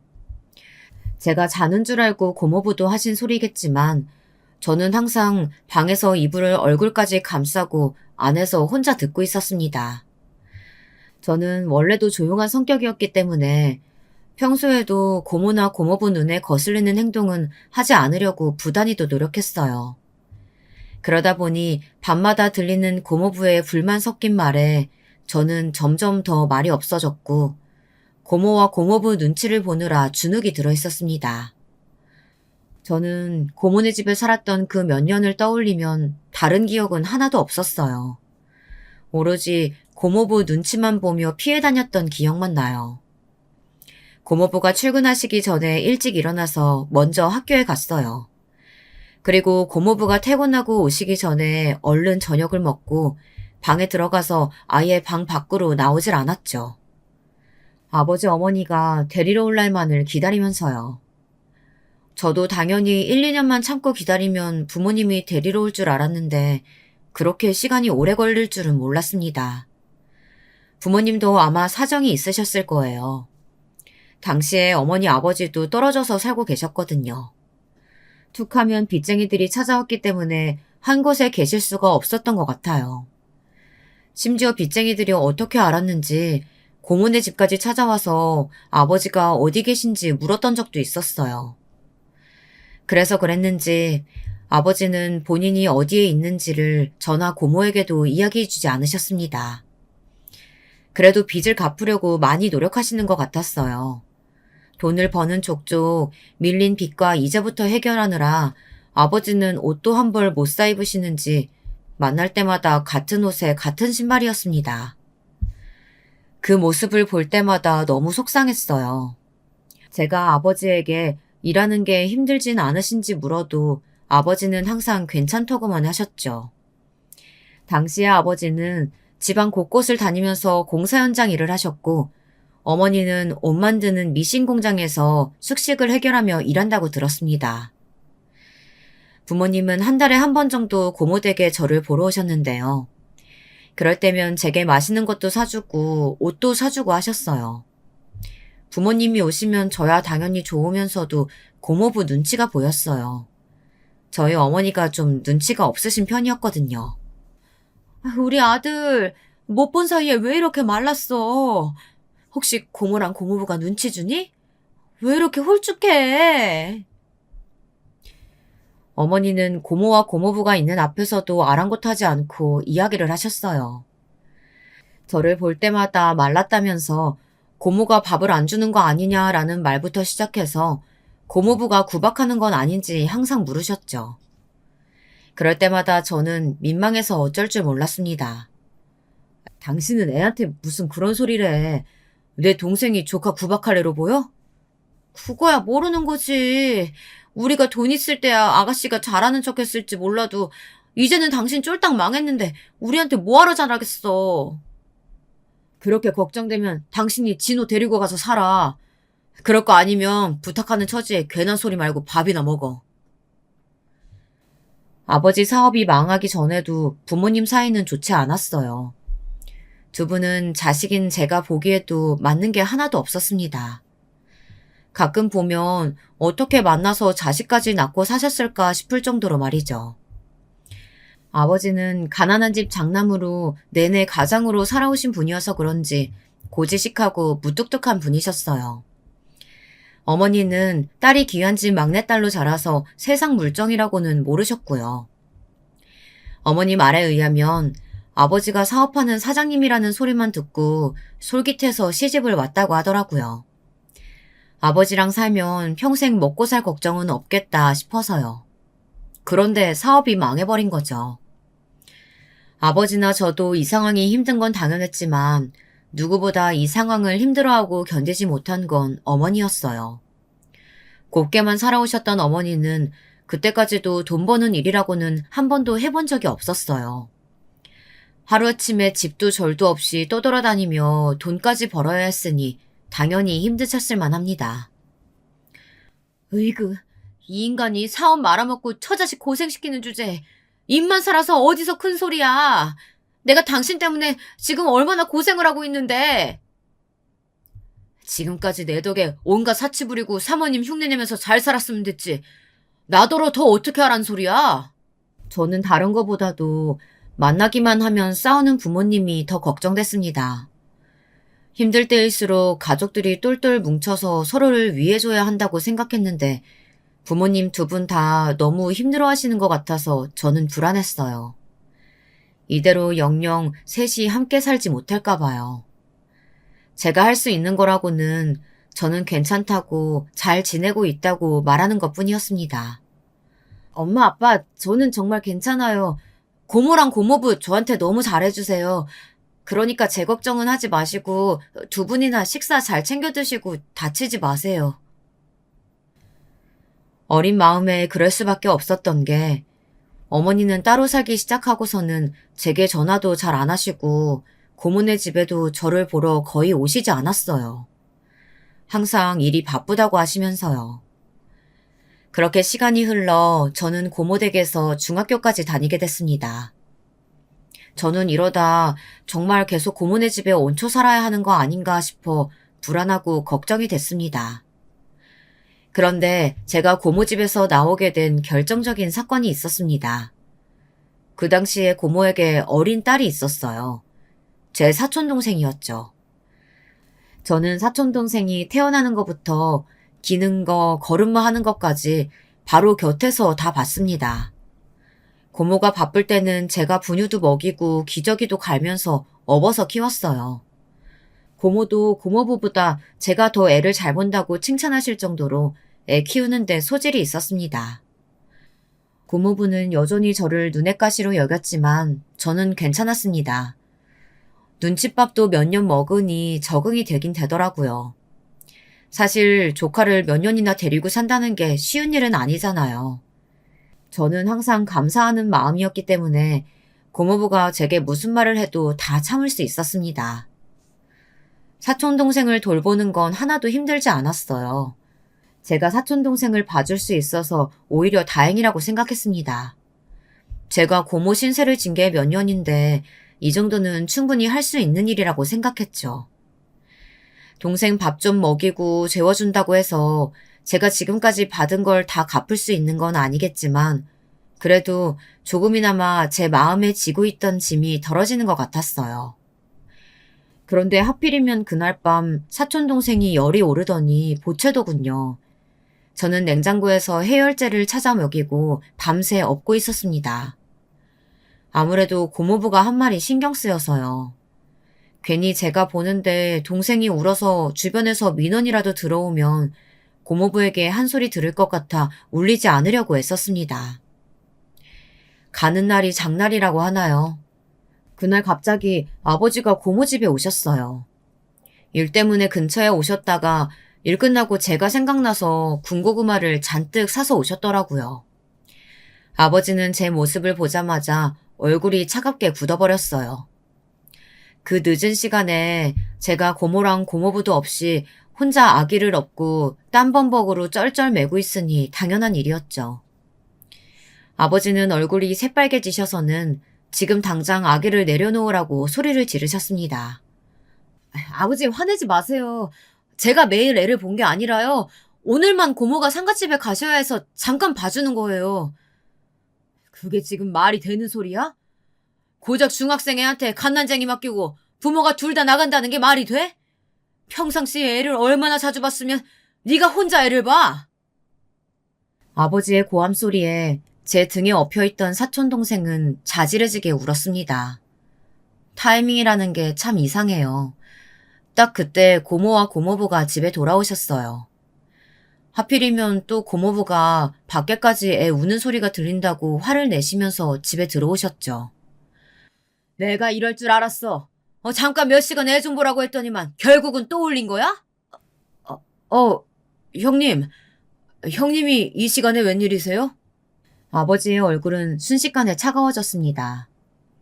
저도 지금까지 살면서 처음 보는 아버지의 얼굴이었어요. 매부, 자네 지금 한 말이 설마 내 아들한테 한 소린가? 내가 못나고 염치 없이 내 아들 자네에게 부탁하기야 했다지만 아무리 그래도 우리가 꼬박꼬박 생활비에 먹을 거에 다 갖다 바치면서 부탁했는데 어떻게 내 아들을 이렇게 대접할 수가 있어? 형님, 생활비라뇨? 저는 처음 듣는 소린데요. 여보, 당신 형님한테 생활비 받았어? 오빠랑 이런 말까지 하고 싶지는 않지만 오빠가 무슨 생활비를 줬다 그래. 그리고 오빠 힘든 건 내가 뻔히 아는데 내가 설마 돈 벌라고 진호 키우겠어? 그게 무슨 소리야? 내가 힘들어도 매달 꼬박꼬박 너한테 돈 보내라고 했는데. 저는 아버지와 고모, 고모부가 싸우지 않기만을 바랬어요. 세 분 모두 저에게는 소중한 가족이었으니까요. 아버지, 저 진짜 괜찮아요. 제가 고모 집에서 신세진 게 있는데 당연히 동생 볼 수도 있죠. 아버지는 제가 말을 하면 할수록 더 속상해 하셨어요. 그 순간 아버지는 그대로 바닥에 주저앉으시더니 눈물을 쏟으셨습니다. 저는 정말 괜찮아서 한 이야기였는데 아버지는 그날 제 모습이 안쓰럽고 참기 힘드셨나 봐요. 내가 잘못 생각했어. 아무리 거지 같은 집이라도 식구가 다 모여서 살아야 하는 건데 내가 우리 귀한 아들 남의 집에서 눈칫밥 먹는 줄도 모르고. 지금 생각해보면 아버지께서는 본인이 어떤 힘든 일을 겪든 어떤 대접을 받든지 그건 상관없이 오로지 저만 생각하면서 참아오셨던 것 같아요. 저만이라도 누구 앞에서든 절대 기죽지 않고 그전처럼 잘 살기를 바라셨던 거죠. 그래서 더욱더 믿을 수 있는 고모에게 저를 맡기신 거였고요. 고모라면 저를 잘 키워주실 수 있을 거라고 기대하면서요. 그랬으니 제가 전과는 달리 부쩍 철이 들고 주변 눈치를 살피는 모습이 아버지는 싫으셨던 것 같아요. 저는 안 그러려고 했다고 해도 아버지 눈에는 제가 달라진 모습이 확 티가 났을 테니까요. 오빠, 나는 지난 몇 년 동안 정말 내가 진호 엄마라고 생각하면서 지냈어. 오빠 속상한 마음 이해 못하는 건 아니지만 이렇게 그냥 가버리면 나 너무 속상해. 내가 아무리 못났어도 우리 진호, 우리 집 장남이야. 내가 바란 건 우리 진호 부족한 거 없이 옛날처럼 밝고 철없이 살길 바란 거야. 이 사람 저 사람 눈치 보면서 철들라고 너한테 맡긴 거 아니라고. 형님, 듣다 보니 기막혀서 가만히 못 들어드리겠네요. 아들이 철없이 해맑게 크길 바랬으면 사업을 망하지 마셨어야죠. 기껏 몇 년 동안 힘들게 키워줬더니 고맙다는 인사도 없이 너무 염치 없으신 거 아니에요? 그날 한바탕 난리가 났습니다. 아버지는 고모부 고모할 것 없이 닥치는 대로 소리를 퍼부으셨어요. 고모부는 아버지에게 지지 않고 같이 소리를 지르셨고 고모는 사촌동생을 안고 펑펑 우셨어요. 일이 왜 이렇게까지 꼬여버린 건지 모르겠더군요. 그날로 아버지는 저를 고모네 집에서 데리고 나왔습니다. 그래도 다행이었던 건 얼마 뒤 새 가족이 다시 모여 살 수 있었다는 거예요. 아주 잠깐이었지만요. 아버지는 여기저기서 돈을 끌어다가 집을 구하셨어요. 원래 살던 서울도 아니고 방도 하나뿐인 집이었지만 아무리 다 쓰러져가는 집이라도 세 식구가 함께 사니 저는 좋았어요. 그때까지만 해도 말이죠. 그런데 저와 제 부모님은 핏줄이니까 오랫동안 같이 살지 않다가 만나도 똑같이 좋았지만 아버지와 어머니는 그렇지가 않았나 봐요. 지금 와서 생각해보면 부부가 5년이나 넘게 떨어져서 살았으니 무슨 정이 남아있을까 싶기도 해요. 무엇보다 같이 살지 않았던 시간 동안 어머니가 많이 변하신 것 같았어요. 아예 아버지를 남편이라고 생각하지 않는 것 같았어요. 처음엔 먹고 사는 게 어려워서 어머니가 그러시는가 보다 싶었는데 시간이 갈수록 그게 아닌 것 같더라고요. 제가 봐도 도가 지나칠 정도로 아버지를 무시하고 화를 내셨어요. 그랬으니 두 분은 만나기만 하면 싸우셨죠. 이건 또 뭐야? 집 좁아서 애 책상 하나 놔둘 데도 없는데 당신 화장품 물려놓겠다고 지금 이 비싼 화장대를 산 거야? 이게 그냥 화장대가 아니야. 봐봐, 나무가 얼마나 좋은지. 몇십 년은 거뜬히 쓸걸? 아침마다 쭈그리고 앉아서 화장하는 건 너무 힘들단 말이야. 어머니는 혼자 나가서 사시는 동안 옷 만드는 공장에서 일했다고 들었었는데 일하면서 번 돈으로 다 옷이며 화장품만 사셨는지 어머니 짐은 좁은 단칸방을 거의 다 차지하고 있었죠. 상황이 달라졌는데도 예전에 살던 씀씀이를 여전히 버리지 못하셨더군요. 툭하면 우리 형편에 맞지 않는 물건이나 브랜드의 옷 같은 걸 사셨어요. 그럴 때마다 아버지는 화를 내셨고요. 하루라도 빨리 돈 모아서 이사 갈 생각을 해야지. 자꾸 물건만 사드리면 되겠어? 으이그 쪼잔하기는. 당신 배포가 그거밖에 안 되니까 사업이 망한 거야. 이거 몇 푼이나 한다고 잔소리야. 그렇게 이사 가고 싶으면 당신이 나가서 도둑질이라도 해오던지. 제가 보기에는 아버지가 어떻게든 처자식과 먹고 살려고 악착같이 사시는 것 같아 보였는데 어머니 눈에는 그게 보이지 않았나 봐요. 아니면 지난 5년 동안 가족들이 다 뿔뿔이 떨어져 살면서 고생한 게 아버지 탓이라고 생각해서 어머니는 아버지가 미웠는지도 모르겠습니다. 아버지가 어머니에 대해 훨씬 더 많은 걸 참고 계신지도 모르고 말이죠. 너는 배포가 커서 지금까지 나한테 말 한마디도 안 하고 내가 내 동생한테 보내주려고 한 생활비 중간에서 다 꿀꺽꿀꺽 도둑질했냐? 저는 너무 놀랐습니다. 알고 보니 아버지가 고모에게 생활비를 보내라고 한 게 사실이었어요. 아버지가 매달 어머니에게 돈을 붙여주면서 어머니가 번 돈과 합쳐서 생활비를 보내라고 하셨대요. 그런데 어머니께서 중간에서 돈만 받아 챙기고 고모에게 생활비를 한 번도 안 보내신 거죠. 아버지는 나름대로 가정을 유지하기 위해 지금까지 이야기하지 않고 참고 계셨던 거예요. 그게 어떻게 도둑질이야? 내 남편 돈 내가 받아서 쓰는 건데. 엄연히 당신이 번 돈이면 내 생활비지. 그걸 왜 당신 동생한테 보내? 어머니가 철이 없다는 건 저도 진작에 알고야 있었지만 이 정도인 줄은 몰랐습니다. 어머니는 제가 고모댁에서 그렇게 오랫동안 신세를 졌는데 전혀 제 걱정이 되지 않았나 봐요. 그러지 않고서야 어떻게 자식을 맡겨놓고 고모나 고모부에게 주는 생활비를 아까워할 수 있었겠어요. 저는 그 자리에서는 말하지는 않았지만 어머니에 대한 생각이 많이 변했어요. 실망했습니다.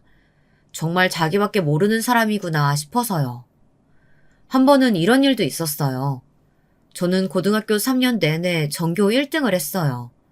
집안의 보탬이 되고 싶어 쉬지 않고 아르바이트를 하면서도 학업을 놓치지 않기 위해 노력했거든요.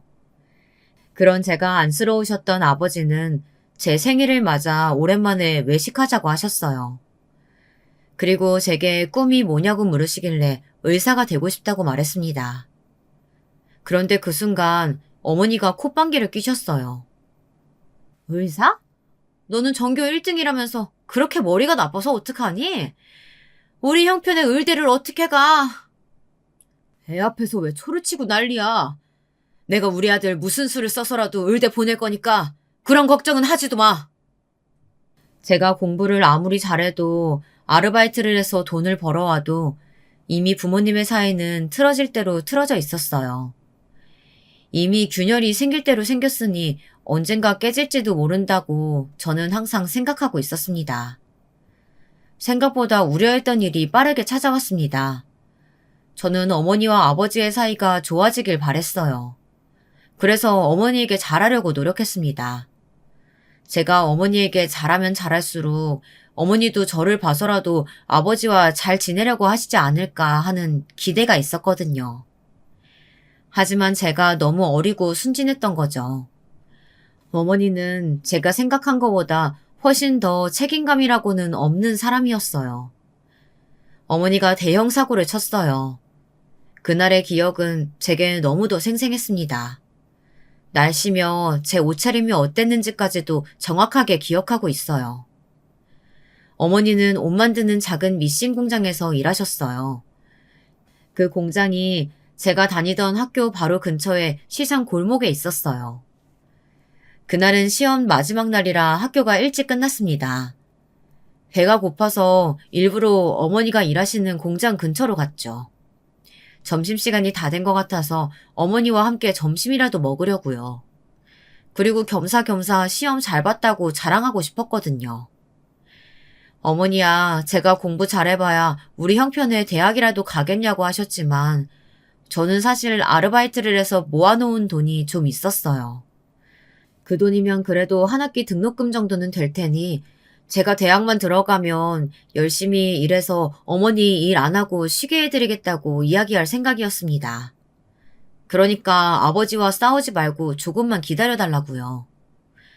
그런데 공장 앞에 다 왔을 때쯤 이상한 간격을 목격했습니다. 글쎄 어머니가 주변을 기웃거리더니 공장 옆에 작은 골목으로 빠른 걸음으로 쏙 들어가 버리더라고요. 저는 아무래도 이상해서 어머니의 뒤를 따라갔습니다. 그런데 어머니가 그렇게 주변을 살피며 은밀하게 사라진 이유가 있었더군요. 잠시 뒤 웬 남자와 함께 시장 안에 있는 작은 모텔 건물로 들어갔습니다. 그때 제 나이 19살이에요. 남자 여자가 모텔에 들어가면 뭘 하는지 정도는 다 알고 있었습니다. 저는 한 발자국도 거기서 움직일 수가 없었어요. 그때까지만 해도 제가 잘못 본 거라고 헛걸 본 거라고 믿고 싶었거든요. 그래서 확인이 필요했습니다. 정말 모텔에 들어간 아줌마가 어머니가 맞는지 그리고 함께 따라 들어간 남자는 누군지 말입니다. 잠시 뒤 모텔에서 어머니가 나왔어요. 그것도 아까 함께 들어간 남자와 팔짱을 끼고 아주 다정하게요. 어머니 옆에 있는 남자를 보고 저는 다시 한번 놀랐습니다. 제가 아는 얼굴이었어요. 바로 어머니가 일하는 공장 사장이었습니다. 전에 어머니 공장 근처에서 보고 인사를 한 적이 몇 번 있었어요. 사장이라고 소개하면서 아저씨는 제게 용돈까지 줬거든요. 분명 저 남자도 유부남이었습니다. 제가 알기로는 제 또래의 딸도 하나 있다고 들었거든요. 저는 도저히 화가 나서 그대로 숨어만 있을 수는 없었습니다. 엄마, 이 아저씨랑 도대체 무슨 사이야? 왜 이 아저씨랑 모텔에서 나오는 건데? 너 뭐야? 너 지금 학교에 있어야 할 시간 아니야? 네가 왜 여기 있어? 어머니는 하나밖에 없는 아들이 시험을 보는지 시험이 끝났는지 아예 모르고 계시더군요. 사실 이상한 일도 아니었습니다. 그러고 보면 어머니는 아버지 사업이 망하고 가족이 뿔뿔이 흩어지고 나서부터는 제게 일절 관심이 없었어요. 세 식구가 같이 살게 되고 나서도 제게 따뜻한 밥상 한 번 차려준 적도 없으니까요. 오히려 저는 어머니가 차려준 밥보다 고모가 차려준 집밥을 먹은 일이 훨씬 더 많았던 것 같아요. 헛소리 하지 말고 사실대로 말하라니까? 아버지 두고 지금 이 남자랑 바람 피운 거냐고! 저는 어머니 앞에서는 절대 울고 싶지 않아 눈물을 꾹꾹 삼켰습니다. 하지만 끓어오르는 울분은 참을 수가 없더군요. 저는 아버지 얼굴이 자꾸만 떠오르면서 아버지가 너무 불쌍했어요. 지금까지 평생 처자식 먹여 살리겠다고 고생만 하시는 우리 아버지요. 아버지가 이 더운 땡볕 아래서 일하고 계시는 동안 어머니는 매일 저 재수없는 공장 사장, 아니 상간남과 만나면서 바람을 피우고 있었던 거예요. 제 어머니라는 사람은 저보다도 개념이 없었어요. 아들한테 이렇게 치욕스러운 모습을 들켜놓고도 뻔뻔하기만 했습니다. 내가 너희 아버지 사업 망하고 나서 얼마나 쪽팔리게 살았는지 알아? 지금까지 나한테 사모님 하면서 알랑방귀 뀌던 옆에 애들이 너희 아버지 때문에 빚 좀 졌다고 나를 얼마나 개무시하는데. 그래서 사람들한테 무시 좀 당했다고 바람 피웠다는 거야? 그게 말이 돼? 날 이렇게 초라하고 비참하게 만든 게 너희 아버지잖아. 너는 너희 아버지 같은 사람하고는 못 살겠는걸. 그럼 어떡해? 어머니는 자신의 잘못을 조금도 인정하지 않고 모든 걸 다 아버지 잘못으로 넘겼어요. 그 순간 똑똑히 알겠더군요. 제 어머니라는 여자에 대해서요. 나이만 먹었지 어머니는 어른이 아니었어요. 그냥 자기 자신밖에 모르는 파렴치한이었죠. 저는 그날 혼자 집에 돌아왔습니다. 집에 돌아와서도 어머니와 한마디도 하지 않았어요. 제가 제 눈으로 본 일을 아버지에게 말씀드려야 하나 말아야 하나 고민이 많았습니다. 몇 날 며칠을 밤을 꼬박 새웠어요. 그런데 제 어머니라는 여자는 정말이지 답이 없는 여자더군요. 무책임함의 끝판왕이었어요. 어머니는 며칠 뒤 집을 나가버렸습니다. 달랑 쪽지 하나 남겨놓고 집을 나가버린 거죠. 아들, 너에게 이런 모습 보인 건 미안해. 모텔 앞에서 본 엄마의 모습은 잊어. 네가 아직 어려서 엄마를 이해 못하겠지만 엄마도 참을 만큼 참았단다. 더는 네 아버지랑은 못 살겠어. 엄마는 엄마 행복 찾아서 떠나는 거니까 아들도 행복하게 살아. 더 기가 막혔던 건 자식까지 버리고 상간남하고 도망간다는 여자가 제 통장까지 들고 도망갔다는 겁니다. 믿어지세요? 새엄마도 아니고 친엄마라는 사람이 어린 아들이 아르바이트해서 모아놓은 대학 등록금을 가지고 도망가다뇨. 그것도 수능이 몇 달 남지도 않았는데 말이죠. 저는 그 쪽지를 본 순간 그나마 남아있던 정남이도 뚝 떨어졌습니다. 제 몸속에 흐르는 어머니의 피를 뺄 수만 있다면 다 뽑아버리고 싶을 정도였어요. 하지만 문제는 거기서 끝이 아니었습니다. 아버지께서 돌아가셨어요. 공사 현장에서 일하시던 아버지는 안전 문제로 고층에서 추락하셔서 그 자리에서 돌아가셨습니다. 더운 날씨에 매일 밖에서 일하시면서 몸이 많이 지치기도 하셨겠지만 아마 집을 나간 어머니 때문에 신경 쓰느라 스트레스도 많으셨을 거예요. 아버지는 어머니의 불륜 사실을 상상도 못하고 계셨으니까요. 아버지의 죽음은 제 인생의 가장 큰 시련이었어요. 아버지의 사업 실패도 고모 집에서의 생활도, 그리고 모텔 앞에서 어머니를 봤던 바로 그 순간까지도 다 참고 버텨냈는데 아버지의 죽음만은 도저히 견디기 힘들었어요. 이대로 제 인생이 끝났다 싶을 정도로요. 저는 평생 회복이 되지 않을 아픔이라는 게 있다는 걸 그때 처음 알았습니다. 아버지가 다시 살아나서 제 앞에 나타나지 않는다면 이 아픔은 절대 끝나지 않을 것 같았어요. 저는 그래도 수능은 잘 봤습니다. 평소 보던 실력만큼 봤기 때문에 학교 선생님들께서는 제가 당연히 의대에 진학할 거라고 생각하셨어요. 물론 얼마 전까지만 해도 저도 꿈꾸던 일이었으니 당연했습니다. 하지만 몇 달 사이에 많은 게 변했어요. 제게 더는 꿈도 희망도 없었습니다. 그때 제게 가장 많은 위로가 되어준 분은 다름 아닌 고모였습니다. 고모는 아버지의 장례식장부터 해서 모든 과정을 다 도와주셨어요. 만약 고모가 없었다면 저는 아버지를 제대로 보내드릴 수 없었을 거예요. 그리고 가장 감사했던 부분은 다시 한번 저를 걷어주셨다는 겁니다. 아버지와 살던 집을 다 정리해서 제 짐을 고모댁으로 옮겨주었어요. 이제는 어린애도 아니고 고3이면 성인이나 다름없는데도 고모는 저를 외면하지 않으셨어요. 철없는 반항심에 오히려 제가 다 필요 없다고 계속 고모를 밀어냈는데도 고모는 저를 버리지 않으셨습니다. 고모에게 쑥스러워서 말은 못했지만 아마 그때 고모가 아니었다면 저는 이미 이 세상에서 사라져 버렸을지도 몰라요. 고모는 제가 다니던 학교까지 직접 찾아와서 선생님과 입시 상담도 해주셨어요. 그리고는 바로 제게 원서 작성부터 하게 하셨고요. 지금 생각하면 부끄럽지만 당시에 마음이 아주 된통 꼬여있던 저는 선생님께도 고모에게도 대학 갈 생각이 없다고 마구 우겼습니다. 대학에 가서는 뭐해요? 어차피 제 인생 이미 다 망했어요. 엄마는 날 버렸고 아버진 죽어버렸고 제가 무슨 수로 대학을 가요?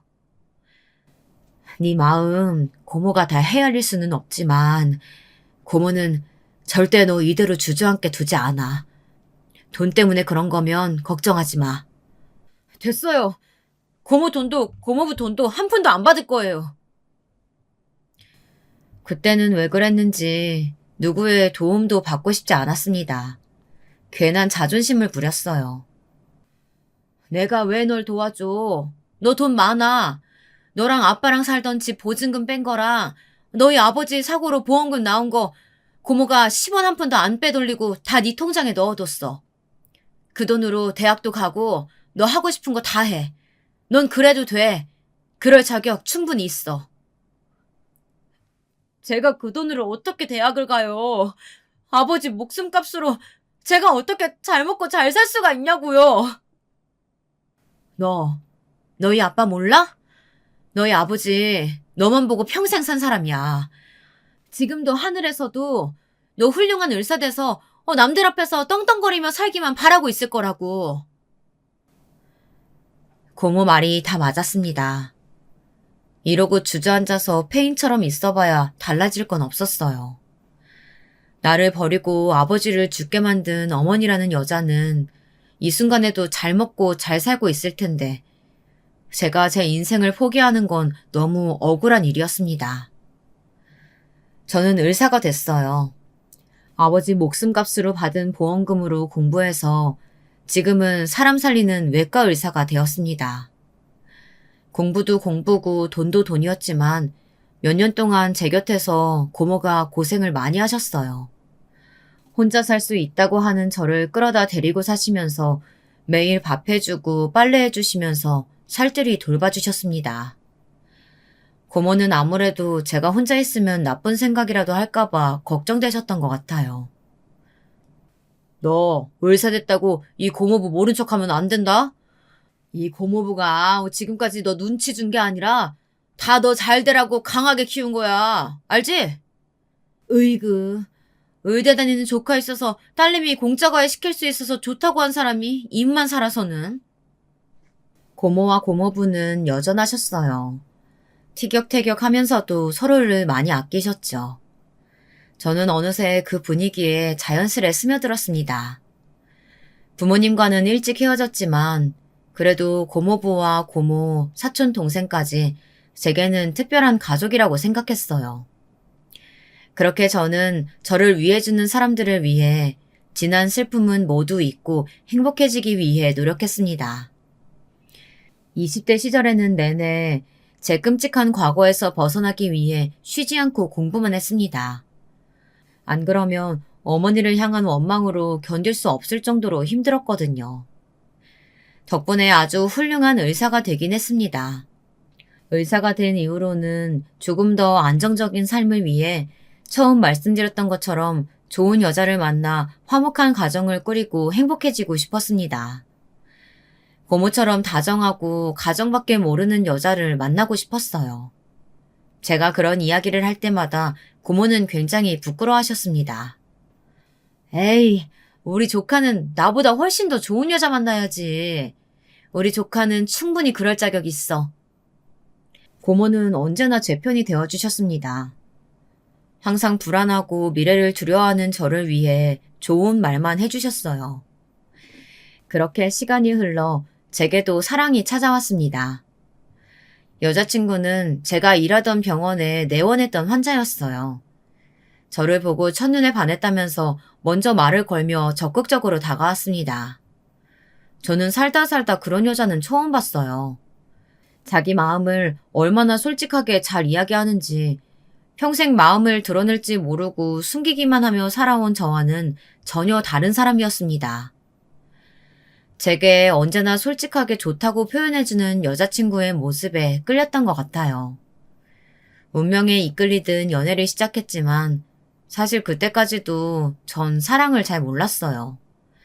저는 사랑을 믿지 못했거든요. 그럴 수밖에 없었던 게 저를 낳아준 친엄마도 저를 버렸는데 과연 누가 날 진심으로 사랑해줄 수 있을까 하는 의심이 자꾸만 들었어요. 좋아도 잘 표현하지 못하는 제게 여자친구는 더 적극적으로 다가왔습니다. 사귀자는 고백도 결혼하자는 프로포즈도 먼저 했어요. 저는 그때까지도 반신반의했습니다. 이렇게 저를 사랑해주는 여자라면 가정을 꾸려도 잘 살 수 있겠지 싶다가도 정말 나 같은 사람을 평생 사랑해줄까? 이런 의문도 들었거든요. 그런데 여자친구에 대한 확신이 드는 일이 있었습니다. 고모가 갑자기 교통사고를 당해서 응급실로 실려오셨어요. 많이 다쳐서 급하게 수술을 받으셨죠. 그 순간 모두가 정신이 없었어요. 고모부도 사촌동생도 다 너무 놀라서 아무것도 못하고 우왕좌왕하고 있었죠. 심지어 저는 의사인데도 고모가 쓰러졌다는 소리를 들었을 때 너무 무섭더라고요. 고모마저 제 곁을 떠난다고 생각하면 저는 정말 이 세상을 살아갈 자신이 없었거든요. 그때 내내 제 곁에서 힘이 되어준 게 여자친구였어요. 병원에도 자주 와서 식구들과 저를 위로했어요. 사촌 동생에게도 큰 힘이 되어주었고요. 다행히 시일이 좀 걸리긴 했지만 고모는 회복하고 퇴원을 하셨습니다. 그때 저는 여자친구에 대한 마음에 확신을 얻었어요. 이 여자친구라면 앞으로 힘든 일이 있어도 잘 헤쳐나갈 수 있겠구나 싶더라고요. 저는 여자친구의 프로포즈를 받아들이고 결혼하기로 했습니다. 그래서 여자친구네 집에 먼저 결혼 허락을 받으러 가기로 했어요. 그런데 여자친구는 부모님께 인사 가기로 한 날 약속 시간보다 몇 시간이나 늦게 나타났어요. 연락도 안 되고요. 저는 그 몇 시간 동안 얼마나 마음 졸이고 있었는지 모릅니다. 그런데 여자친구가 제게 하지 못한 말이 있답니다. 자기 부모님이 사실은 재혼하신 거라네요. 여자친구의 아버지와 어머니가 헤어지시고 지금의 새 어머니와 재혼하셔서 새 어머니가 여자친구를 키워주셨대요. 저는 연애하는 동안 한 번도 들은 적 없었던 이야기라 당황하기는 했지만 그래도 그런 이유로 제 마음이 달라질 건 없었습니다. 오히려 항상 밝고 해맑아 보였던 여자친구에게 그런 사정이 있었다는 게 마음 아팠습니다. 그리고 더 여자친구가 대단해 보였어요. 저는 제가 힘들다는 이유만으로 평생 마음을 닫고 다가오는 사람들도 믿지 못하며 살았는데 여자친구는 힘들어도 언제나 자신감을 가지고 씩씩하게 살아온 것 같아서요. 새어머니인 게 뭐 어때서. 나는 친엄마가 남자랑 바람나서 나 두고 도망갔잖아. 나한테 그런 건 전혀 중요하지 않아. 우리 둘이 서로 아끼고 사랑하는 게 중요하지. 고마워, 자기야. 새엄마, 나한테는 고마운 분이거든. 엄마랑 아빠가 이혼하고 나서 많이 힘들었었는데 새엄마가 옆에서 많이 챙겨주셨어. 나도 부모님보다 고모 가족이랑 더 오래 살았잖아. 자기 마음 이해해. 나도 고모랑 고모부 안 계셨으면 절대 지금의 내가 없었을 거야. 진심이었습니다. 새어머니든 친어머니든 평생 여자친구를 책임지고 잘 키워주셨잖아요. 저도 고모와 함께 산 세월이 더 많았으니 누구보다 잘 이해할 수 있었죠. 여자친구는 집에 가는 내내 새어머니 성격이 특이하다는 이야기를 연신했어요. 저는 여자친구와 결혼까지 결정할 정도로 많이 좋아했기 때문에 예비 처가댁 식구들이 어떤 분들이시든 다 괜찮았습니다. 그런데 여자친구네 집에 도착하자마자 저는 경악을 금치 못했습니다. 정말이지 말도 안 되는 일이 벌어졌어요. 여자친구네 집에 도착했을 때 예비 장모님이라며 저를 맞이해 주신 분이 다름 아닌 제 친어머니였습니다. 쪽지 한 장 덜렁 남기고 저를 버리고 떠나버린 제 어머니 말입니다. 이런 미친, 말도 안 돼. 도대체 당신이 왜 여기 있어? 저는 눈을 몇 번씩 감았다 뜨기를 반복했습니다. 혹시나 이게 다 꿈인가 싶어서요. 그런데 꿈이라고 하기엔 너무 생생했습니다. 세월엔 장사가 없다더니 팽팽하게 고왔던 얼굴에 어느새 자글자글한 주름이 생겼더군요. 그래도 단번에 알아봤습니다. 평생 원망하며 미워했던 얼굴이니까요. 그때 여자친구의 아버님도 거실로 나오셨습니다. 그런데 그 얼굴도 제가 아는 얼굴이더군요. 제가 어머니만큼이나 원망하고 미워해서 평생 잊히지 않았던 바로 그 사람이었습니다. 바로 19살의 여름날 시끄러웠던 시장통 골목 안 모텔 앞에서 보았던 바로 그 남자였어요. 어머니가 다녔던 공장 사장 말이죠. 수아 아버지가 당신이었어? 어머니 성격에 상간남과 집을 나갔어도 얼마 살지 못하고 헤어졌을 줄 알았는데 의외였습니다. 어머니는 저와 아버지를 버리고 상간남과 집을 나가서 살림까지 차리고 지금까지 아주 잘 살았나 보더군요. 자기야, 그게 무슨 소리야? 우리 엄마랑 아빠한테 왜 그래? 네가 엄마라고 부르는 바로 저 여자가 날 버리고 집 나갔던 바로 내 친어머니야. 제 말에 여자친구는 너무 놀라서 어쩔 줄 몰라 했습니다. 저는 예비 장인 장모라는 사람들을 보자마자 순식간에 여자친구에 대한 마음이 식어버리고 말았습니다. 여자친구가 저와 아버지를 시궁창에 쳐넣은 사람들이 키운 딸이었다는 사실에 저는 온몸에 소름이 돋는 것만 같았어요. 제 마음을 아는지 모르는지 여자친구는 제 팔을 잡으며 눈물을 보였습니다. 자신의 잘못도 아닌데 무작정 미안하다고 했어요. 그 모습에 저도 모르게 잠시 마음이 흔들렸습니다. 이 상황이 전부 여자친구와는 상관없는 일이니까요. 하지만 그것도 잠시 예비 장인의 행동에 모든 마음이 싹 정리되고 말았습니다. 예비 장인은 자기가 한 잘못은 새하얗게 잊었는지 제게 성큼성큼 다가와 제 어깨를 세게 밀쳤습니다. 네가 뭔데 내 딸을 울려? 내가 네 엄마 뺏어왔다고 생각해서 일어나 본데 네 아버지가 얼마나 한심하고 못난 인간이었으면 마누라가 도망갔겠어. 네 엄마가 가엾고 불쌍해서 내가 걷어준 거라고. 정말 기가 막히고 코가 막혔습니다. 이제 보니 둘 다 똑같은 게 아주 천생연분이 따로 없더군요. 우리 아버지가 못나서 저 여자가 도망갔다고? 말도 안 되는 소리 하지 마. 당신하고 바람나서 자식까지 버리고 도망간 거잖아. 당신 딸도 알아? 당신이 마누라 두고 저 여자랑 바람나서 이혼한 거. 그게 무슨 말이야? 아빠랑 새엄마가 바람나서 엄마랑 이혼한 거였어? 나한테는 그런 소리 한 적 없었잖아. 엄마랑 아빠가 이혼하고 나서 새엄마랑 만난 거라며. 여자친구는 부모님이 이혼하시고 나서 새엄마를 만나 재혼한 것으로 알고 있었어요. 하지만 진실은 언젠가 드러나게 되어 있었죠. 아무리 숨기려고 해도 소용이 없었습니다. 제가 제 두 눈으로 똑똑히 다 봤는걸요. 저 두 사람이 서로 가정이 있는 상태로 만나 바람을 피웠다는 사실을 말이죠. 이젠 다 상관없었습니다. 그 어떤 일이 있어도 저런 집안하고는 엮일 수 없으니까요. 인연이라는 게 참 거지 같네. 죽을 때까지 다시는 보고 싶지 않았던 얼굴을 다 보게 되고. 결혼은 당연히 없던 일로 하죠. 저는 이만 가보겠습니다. 자기야, 제발 이러지 마. 내가 자기 얼마나 사랑하는 줄 알잖아. 저는 파혼 선언을 하고 집을 나와버렸어요. 그 더러운 집구석에는 잠시도 있고 싶지 않았으니까요. 그런데 여자친구는 집 밖까지 쫓아나왔어요. 저는 마음을 굳게 먹고 외면했습니다. 그때였어요. 제 어머니라는 여자도 따라 나오더군요. 어머, 아들. 우리 아들이 정말 의사가 됐어? 그렇게 공부를 잘하더니 결국 해냈구나. 엄마가 우리 아들을 얼마나 그리워하고 보고 싶었는지 몰라. 역시나 사람은 변하는 게 아니었습니다.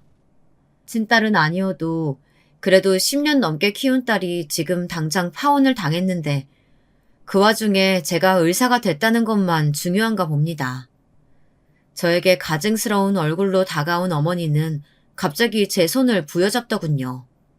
네 아버지는 잘 있지? 명색이 아들이 의사인데 아직도 그렇게 지질궁상으로 살아? 내가 요즘 들어 꿈자리에 네 얼굴이 자꾸 보이더니만 이렇게 만나려고 했나 보다. 저는 어머니의 얼굴을 자세히 들여다봤습니다. 혹시 다른 사람보다 피부가 아주 두꺼운 건 아닌가 싶어서요. 표정 하나 안 바뀌고 아버지를 들먹이는 모습에 어떻게 저런 뻔뻔한 인간이 있나 싶더군요. 저는 그 길로 어머니라는 여자에게 달려들어 뺨을 세게 올려붙였습니다. 아버지의 목까지 담아 짝 소리가 날 정도로 세게 때렸습니다. 염치가 없어도 분수가 있지. 당신이 어디서 아버지 얘기를 꺼내. 아버지, 당신 때문에 죽었어. 당신이 그렇게 집 나가고 바로 돌아가셨다고. 어머, 그래? 엄마는 몰랐네. 근데 아들, 사실은 엄마도 죽다 살았어. 바로 얼마 전에 유방암에 걸려서 아주 고생했잖아. 그때 엄마가 얼마나 무서웠는데 우리 아들 얼굴도 못 보고 죽는 줄 알았다니까? 우리 아들이 의사인 줄 알았으면 내가 진작에 우리 아들 찾아갔을 텐데. 하긴 이제라도 만난 게 어디야. 그러고 보니 여자친구에게 들은 적이 있었어요. 어머니께서 전에 유방암 1기 진단을 받아 수술을 받으셨다는 이야기를요. 그게 나랑 무슨 상관이에요? 이제 와서 내가 의사라니까 아쉬워요? 근데 어쩌죠? 난 당신이랑 부모 자식 연 끊은 지 오랜데. 핏줄이라는 게 어디 그렇게 쉽게 끊어지니? 옛날 일은 있고 우리 이제 얼굴도 자주 보고 종종 만나자. 엄마 때문에 나 지금 파혼당하게 생겼는데 그게 지금 내 앞에서 할 말이야? 아니 이게 어디서 엄마한테 소리를 질러? 너야말로 쪽팔린 줄 알아야지. 네가 남자 하나 확 휘어잡지 못하니까 이런 일 가지고 남자가 파혼하겠다고 하는 거 아니야? 나 봐라. 네 아버지가 나 좋다고 조강지처까지 버리고 왔잖니. 보면 볼수록 이런 막장이 또 없었습니다. 제 어머니라는 여자는 애초에 부끄러움이라는 걸 모르고 태어난 것만 같았죠. 제 눈으로 직접 보고도 뭐 저런 인간이 있나 싶더군요. 정말 저런 여자가 제 어머니라는 사실이 끔찍하게도 싫었습니다. 그때였어요. 상간남 주제에 그래도 자기 자식은 귀한지 여자친구의 아버지가 어머니의 멱살을 잡더니 바닥에 던지듯 내동댕이 쳤어요. 이 인간이 미쳤나? 어디 감히 내 몸에 손을 대? 그래, 나 미쳤다. 이 년이 어디서 감히 내 딸 인생에 똥물을 튀겨? 내가 어쩌다 너 같은 걸 지금까지 데리고 살았나 모르겠다. 너 같은 거 이제 필요 없으니까 지금 당장 이 집에서 나가! 저는 여자친구네 집에 결혼 허락을 받으러 갔다가 아주 말도 안 되는 일을 겪고 말았습니다. 하지만 어쩐지 속은 시원했습니다. 고모가 걱정하실까봐 말은 하지 않았지만 아버지가 돌아가신 이후 내내 가슴속이 꽉 막힌 듯이 살았어요. 아버지는 억울하게 돌아가셨는데 어머니라는 여자가 행복하게 살까 봐서요. 그런데 여전히 엉망으로 사는 모습을 보고 나니 마음이 조금이나마 풀리는 것 같았습니다. 이런 말 하면 안 되는 건 알지만 유방암에 걸렸다는 것도 어쩐지 쌤통이었어요. 분명 업보라고 생각했습니다. 그날 이후 어떻게 됐냐고요? 상간남이자 전 여자친구의 아버지에게 따로 연락이 왔어요. 제게 하고 싶다는 말이 있다면서요. 이제 와서 내가 무슨 말 해도 용서가 안 되겠지만 내가 미안했네. 자네한테 내가 아주 큰 실수했어. 그 사람하고 나하고 완전히 헤어졌어. 그러니까 제발 내 딸 딱 한 번만 만나주게. 지금 내 딸이 자네 때문에 밥도 안 먹고 울고만 있어. 헤어진 여자친구가 저와 파혼하게 된 게 충격이었는지 많이 힘들어하나 보더군요. 유부남이 바람까지 피우고 남의 아내까지 훔쳐간 주제에 자기 딸이 힘들어하는 건 못 보겠나 봐요. 제 앞에서 아주 꼬리를 내리더군요. 이걸 어쩌죠? 저는 당신 딸이라는 걸 안 순간 모든 감정이 싹 사라져버렸어요. 절대 다시 만날 생각 없으니까 다신 찾아오지 마세요. 상간남 아저씨는 제 앞에서 무릎이라도 꿇을 기세였어요. 하지만 저는 그럴수록 더 매몰차게 외면하고 자리를 박차고 나왔습니다. 어머니는 정말로 그 집에서 쫓겨났더군요. 오갈 데 없는 신세가 된 어머니는 어떻게 제 번호까지 알아냈는지 제게 계속 전화를 했어요. 제가 전화를 받지 않자 근무하는 병원까지 찾아왔더군요. 아들, 엄마 아직도 항암 치료 받는 중이라 스트레스 받으면 안 돼. 명색이 아들이 의사인데 엄마가 이렇게 집도 없이 떠돌아다니면 되겠어?